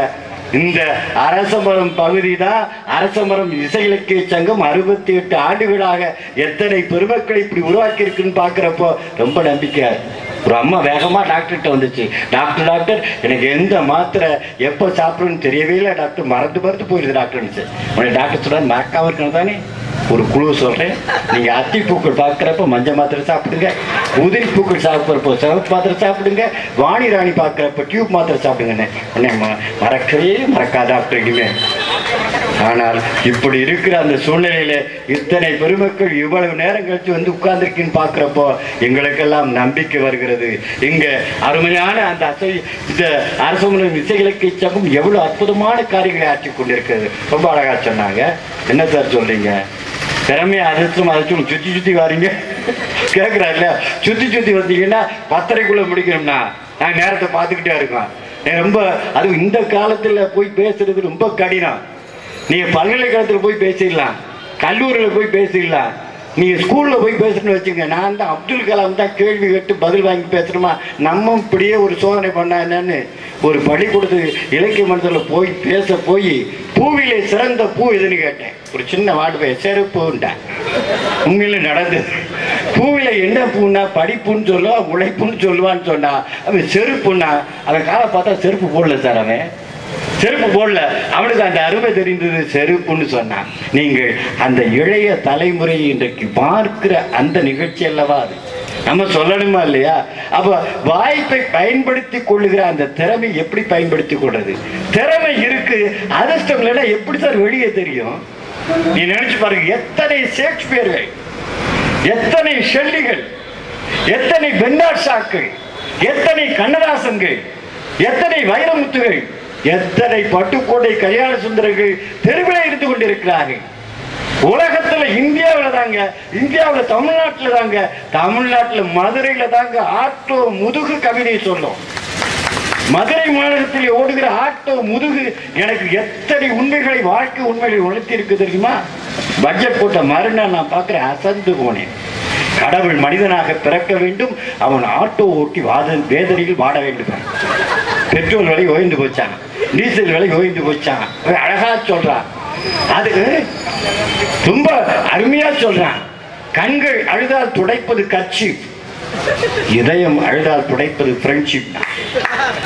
தாய்க்கு பின் தாரம், சரி தாரம் வந்த பின் தாய் பாரமா அடிச்சான் பாருங்க. ரொம்ப அழகா சொல்றான். நீ எப்படி சாலையை பார்த்து ஓட்டுனா சமத்து, சேலையை பார்த்து ஓட்டுனா விபத்துனா. நாம எவ்வளவுதான் சொல்லி பாருங்க, ஓட்டுறப்போ செல்போன் பயன்படுத்தாங்க சொல்லி பாருங்க, கேட்க மாட்டான். ஆனா இங்க பார்த்தா எழுதி போட்டிருக்கான், செல்போன் வாகனம் ஓட்டுகிற பொழுது செல்போனில் பேசாதீர்கள், உங்களை அழைத்தவர் எமனாக கூட இருக்கலாம். சரியா இருக்காங்க. அப்போ எவ்வளவு அருமையாக எத்தனை செய்திகள் நம்ம சொல்லியிருக்கான்னு சொன்னா, நாம வாழ்க்கையில் விழிப்பா இருக்கணுமா இல்லையா? இவங்க வயசை சொன்னபோது எனக்கு ஒன்று நினைவுக்கு வந்தது. நம்முடைய நாட்டிலே பெருமக்கள், அல்லார்கள், ஞானிகள் எவ்வளவு தோன்றி இருக்கிறார்கள். அந்த வயசை நினைச்சு பார்த்து பேராசிரியர் தாக்கு அவர்களே, அந்த 4 பேர் போன வழின்னு சொன்னா, அந்த 4 பேர் போன வழியில அப்பர், சம்பந்தர், சுந்தரர், மாணிக்க வாசகர்னா 4 பேர் வாழ்ந்த வயசை நினைச்சு பாருங்க. நான் இந்த காலத்து இளைஞனுக்கு அவன் போக்கில் போய் சொல்லணும், தம்பி வயசு ஒரு சாதனை புரிவதற்கு தடையல்ல, வறுமை தடையல்ல, உடற்குறை தடையல்ல. திருஞான சம்பந்தர் 16 வயசு தான், அப்பர் 81 வயசு. அதை திருப்பி பார்த்தா 81 திருப்பி போட்டா 18, 16 2ஆல பெருக்கினா 32. ஒருவர் 16 ஆண்டு தான் வாழ்ந்தார், இன்னொரு 32 ஆண்டு வாழ்ந்தார். ஒருவர் 18 ஆண்டு வாழ்ந்தார், இன்னொருத்தர் 81 ஆண்டு வாழ்ந்தார். ஒன்னு 2ஆல பெருக்கு, ஒன்னு திருப்பி போடுன்னு. அதுல ஒரு பையன் கேட்டா, அதான் எதை 2ஆல பெருக்கிறது, எதை திருப்பி போடுன்னா, இது நம்ம சொல்ல முடியுமா? அப்போ வயது ஒரு தடை இல்ல சாதனை புரிவதற்குன்னு சொன்னா, இந்த திறமை கட்சி அருமையான செய்திகளை சொன்னது. நான் காலையில விஜய் சாரோட போன்ல பேசுறப்ப அவரு சொன்னாரு பாரு, ஒரு அருமையான ஒரு திட்டத்தை கொடுக்கிறாரு. நம்ம ஞாயிறுல தொடங்கி நம்ம சொல்றப்போ ஒரு அருமையான டைம் டேபிள் மாதிரி சொல்றாரு. ஞாயிறு என்னன்னா செயல், திங்கள் என்ன திட்டம், செவ்வாய் என்னன்னு சொன்னா செயல், ஞாயிறு சிந்தனை, திங்கள் திட்டம், செவ்வாய் செயல், புதன் புத்துணர்ச்சி, வியாழன் விடாமுயற்சி, வெள்ளி வெற்றி, சனி சாதனை. இனிமே காலன்ல அப்படி குறிக்கணும். நாம காலையில் எந்திரிச்ச உடனே காலன் தாளை கிழிச்சு கசக்கி மூளையில தூக்கி போறோம்ல, அந்த தாள் பேச ஆரம்பிச்சிருவீங்க, என்ன ஆகும்? காலையில் எந்திரிச்சு காலண்டர் நாட்காட்டி நோக்கி போய் அப்படி கிழிக்கிறப்போ சரக்குன்னு கிழிக்கிறப்போ பிரதர் கொஞ்சம் நில்லுங்க, நேற்று உங்கள்கிட்ட 24 மணி நேரம் கொடுத்தல, அந்த 24 மணி நேரத்தில் நீங்கள் என்ன பண்ணி கிழிச்சிங்க? சித்தர்களும் யோனிகளும் சிந்தனைகளும் ஞானிகளும் புத்தரோடு இயேசுவும் புத்தவனாம் காந்தியும் எத்தனையோ உண்மைகளை எழுதி வச்சிங்க, எல்லாம் தான் படிச்சிங்க, என்ன பண்ணி கிழிச்சிங்க? நான் நீங்க என்ன பண்ணி கிழிச்சிங்கன்னு பட்டுக்கோட்டை கேட்டால் என்ன ஆகும் எண்ணி பாருங்கள். அப்போ இந்த திறமை கட்சியும் அதிர்ஷ்ட கட்சியும் சொல்றப்ப வாழ்க்கையிலே ஒட்டி உறவாடுகிற ஒரு அற்புதமான, என்னதான் நம்முடைய கவிஞர் ரவி அவர்கள் கற்பனை என்று சொன்னால் கூட கவிஞர் ரவி அவர்களே இந்த அதிர்ஷ்ட கட்சி சொன்னதை நாம் தாழ்வாக ஒரு எளிமையாக எடை போட்டு விடக் கூடாது. அதில் ஒரு முக்கியமான குறிப்பு இருக்கு. மனசுக்குள்ள அந்தராத்மாக்குள்ள என்ன நினைக்கிறோம்னு சொன்னா, கன்னத்துல குழி விழுந்தா அதை சொன்ன எம்ஜிஆருக்கு சிவாஜிக்குள்ள வித்தியாசத்தை நீங்க நினைச்சு பாருங்களேன். நீ இரவு போய் நான் சொல்ற செய்தி மட்டும் நினைச்சு பாருங்க. எம்ஜிஆர் அவருடைய தலையில முடி எப்பவுமே இருந்தது சார். அரசியல்லையும் திரைப்படத்திலையும் உச்சாணியில இருந்தார். சிவாஜி அற்புதமான நடிகர், உலக புகழ் பெற்ற. இனிமே இவர் மாதிரி ஒரு நடிகர் இந்த உலகத்துல பிறக்க முடியாது. ரொம்ப சுருக்கமா சொல்லணும்னு சொன்னா, நலந்தானா நலந்தானாங்கிற பாட்டு வர்றப்போ இனிமே உற்று கவனிங்க. இது மாதிரி ஒருத்தர் அப்படி நாதஸ்வரத்தை எடுத்து இப்படி பிடிச்சு அப்படி வாசிக்கிறப்போ ஒரு காரைக்குறிச்சி அருணாசலமோ அந்த திருவாவூர் ராஜரத்திரம்ல அப்படி வாசிக்கிற மாதிரி இருக்கும். இது எப்போ தெரியும்னா, கொஞ்சம் சலங்கையில் ஜெமினி கணேசன் எடுத்து வச்சு பாடுப்போ நாம சின்ன வயசுல வாழை இலையில பீன்னு ஊதுவோம் பாருங்க, அது மாதிரி இருக்கும். சிவாஜி சார் அப்படி பேசுறப்போ அந்த நாட்டிய பேரொழி பத்மினி நலந்தானா கேட்கிறப்போ, நாம இருந்தா இவ்வளவு அழகான பெண் நம்ம கிட்ட நலந்தானான்னு கேட்டா நாதஸ்வரத்தை கீழே வச்சுட்டு உன் புண்ணியத்தை நல்லா இருக்கு. நாதஸ்வரத்தை கீழே வைக்காம நலந்தானா நடந்ததையே மறந்திருப்போம் நடப்பதையே நினைத்திருப்போம் சொன்னவன ஆமோதிச்சு சொல்றாருங்க. அப்படி ஒரு நடிப்பு தரம் வருமா? ஆனா அதே நேரத்தில் எம்ஜிஆர் வெற்றி பெற்றதற்கு காரணம் என்று சொன்னா ஒரு பாசிட்டிவ் அவுட்லுக். திறமையை எப்படி வளர்த்துக்கிட்டார், தகுதிப்படுத்தி கொண்டார் என்று சொன்னால், இந்த சிவாஜி முதல் படத்திலேயே ஹீரோ பராசக்தியில எம்ஜிஆர் 12 ஆண்டுகள் பாடுபட்டு வந்தாரு. சின்ன வேடத்துல வந்தாரு. ஆனா திட்டம் எப்படி இருந்ததுன்னு சொன்னால், தகுதி சொன்னார்கள். தகுதி குறிக்கோள் திட்டமிடல்னா எம்ஜிஆர் செதுக்குனார். எப்படி சொன்னா, சின்ன குழந்தைக்கு பாடினா கூட எம்ஜிஆர் எப்படி பாடுவார், நல்ல நல்ல பிள்ளைகளை நம்பி இந்த நாடே இருக்கு தம்பிபார். இவர் ஏன் பிறந்தாய் மகனே ஏன் பிறந்தாய், பிள்ளை ஒரு பிள்ளை என்று ஏங்குவோர் பலர் இருக்க, இங்கு ஏன் பிறந்தாய் செல்வமான. அவர் எப்படி பாடுவார்னா, எங்கே நிம்மதி எங்கே நிம்மதி அங்கே எனக்கு ஒரு இடம் வேண்டும்னா. இவர் எப்படி பாடுவார், எங்கே போய்விடும் காலம் அது என்னையும் வாழ வைக்கும். அவர் தாயை பற்றி பாடுறப்ப இவர் தாயை பற்றி எப்படி பாடுவார்னா, தாயின் மடியில் தலை வைத்திருந்தால் துயரும் தெரிவதில்லை. இவர் அவளா சொன்னாய், இருக்காது, இருக்கவும் கூடாது. அன்னை தந்தபால் விஷமமாக அடப்பாகிறான்.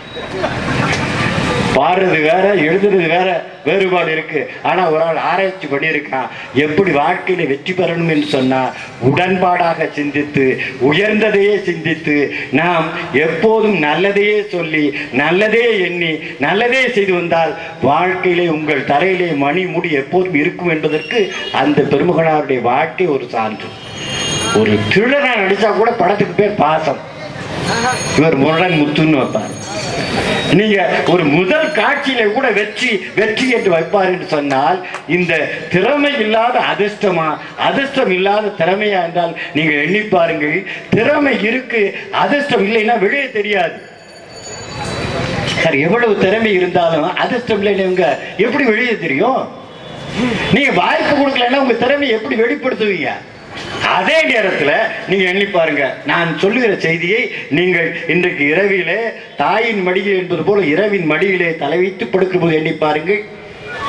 மார்ச்சுகளிலே சிவாஜியினுடைய மகன் உடனே வர்றதுக்கு என்ட்ரிக்கு ஒரு காரணமா இருக்கு. பிரபுவுக்கு சிவகுமாருடைய மகன்கிறதுனால சூர்யாவுக்கு என்ட்ரிக்கு நுழைவுக்கு ஒரு காரணமா இருக்கு.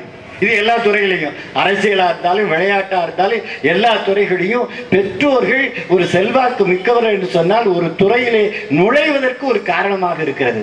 ஆனால் எண்ணி பாருங்கள், நுழைந்த அந்த ஒரு ஆளுமை நிலைப்பதற்கு இல்லையா? அந்த சூர்யா எப்படி இன்னைக்கு பார்க்கிறப்ப நான் சொல்றேன், ரொம்ப கார்த்திக் அருமையா நடிகர், நல்ல நண்பர் தான்.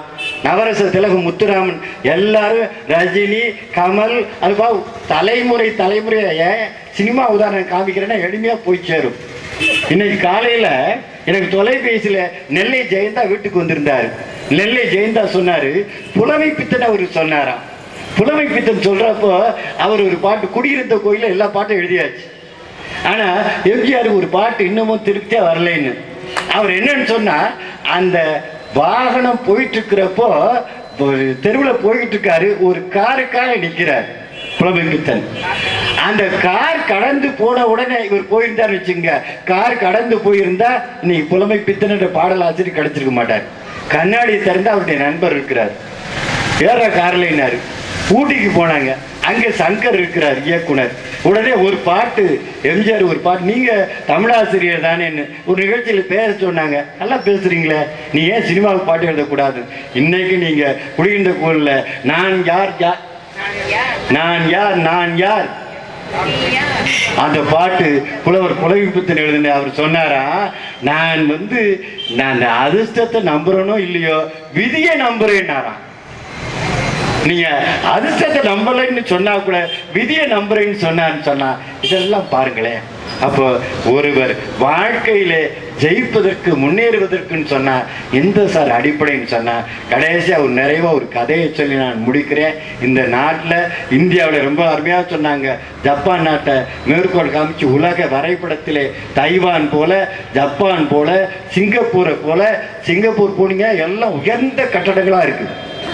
எந்த லீ குவான் யூ என்ற அந்த தலைவன் அந்த ஒவ்வொரு சிங்கப்பூர் குடிமகனுக்குள்ளே புகுந்து சிங்கப்பூர் இந்த அளவுக்கு உயர்த்திருக்கிறான்னு சொன்னா, ஒவ்வொரு இந்தியனும் எப்படி அந்த ஒவ்வொரு நாள் ஒவ்வொரு நொடியை ஒவ்வொரு அடியை பயன்படுத்திக் கொள்ள வேண்டும் என்று சொன்னா, 2 விறகு வெட்டி காலையில ஒரே நேரத்தில் தொடங்குறாங்க, ஒரே நேரத்தில் முடிக்கிறாங்க. காலையில தொடங்குறாங்க 6 மணிக்கு, சாயங்காலம் 6 மணிக்கு முடிக்கிறாங்க. முதல் விறகு வெட்டி போட்ட விறகு துண்டுகளை விட 2வது விறகு வெட்டி போட்ட விறகு கட்டைகள் துண்டுகள் அதிகமா இருக்கு. ஒரு பெரியவர் கூப்பிட்டு கேட்டாரு, முதல் விறகு வெட்டியை கூப்பிட்டாரு, நீ எப்போ தொடங்கினேன்னாரு. இப்போ தொடங்கினேன். எப்போ முடிச்ச? இப்போ முடிச்சேன். இடையில என்ன பண்ணேன்? இடை நேரத்தை என்ன பண்ணேன்னா, என்னுடைய மனைவி கட்டுச்சாதம் கட்டி கொடுத்தா சாப்பிட்டு நல்ல அருமையான வேப்ப மரம் படுத்து தூங்குனேன். 2வது விறகுகிட்ட கேட்டாரு, இங்க வாப்பானார், நீ எப்போ ஆரம்பிச்சேன்னு. அவன் ஆரம்பிச்ச நேரம் தான். எப்போ முடிச்சேன்னு? அவன் முடிச்ச நேரம் தான். ஆனா நீ மட்டும் எப்படி இவ்வளவு விறகு வெட்டி கூடுதலா வெட்டியிருக்க? அந்த விறகு வெட்டி சொன்னா, அந்த இடைநேரத்தில் நீ என்ன செய்தாய் என்று சொன்னால், பெரியோர்களே, நண்பர்களே, அந்த 2வது விறகு வெட்டி சொன்னா, அந்த இடைநேரத்தை நான் அந்த கோடரியை கூர்மைப்படுத்துவதிலே பயன்படுத்தினேன்னு சொன்னான். அந்த விறகு கோடரியை கூர்மைப்படுத்துவதிலே என்னுடைய நேரத்தை பயன்படுத்தினேன் என்று சொன்னால், பெரியவர் குன்றக்குடி அடிகளார் சொல்லுவார், நமக்கு என்னங்க ஓய்வு? இந்த நாட்டுக்கு ஓய்வு தேவையா? ஸ்ரீ சுப்பிரமணியர் கூட்டி சொல்றார், நமக்கு விடுமுறைக்கு எப்போது விடுமுறை விடுகிறோமோ அப்போதுதான் இந்தியா மிக விரைவிலே வல்லரசாக நல்லரசாக உயரும் என்று சொன்னால், நாம் உழைப்பிசம் அல்லவா நமக்கு தேவை. எனவே அதிர்ஷ்டத்தை ஓரளவுக்கு கணக்கில் எடுத்துக்கொண்டால் கூட அதிர்ஷ்டத்துக்கு 49 மதிப்பெண்களை தந்து, திறமைக்கு 51 மதிப்பெண்களை தந்து, திறமையை வளர்ப்போம் என்று சொல்லி மனிதன் வாழ்க்கையிலே முன்னேறுவதற்கு தேவை திறமையே என்று சொல்லி வாழிய செந்தமிழ், வாழ்க நற்றமிழர், வாழிய பாரத மணித்திருநாடு. வாய்ப்புக்கு நன்றி, வணக்கம்.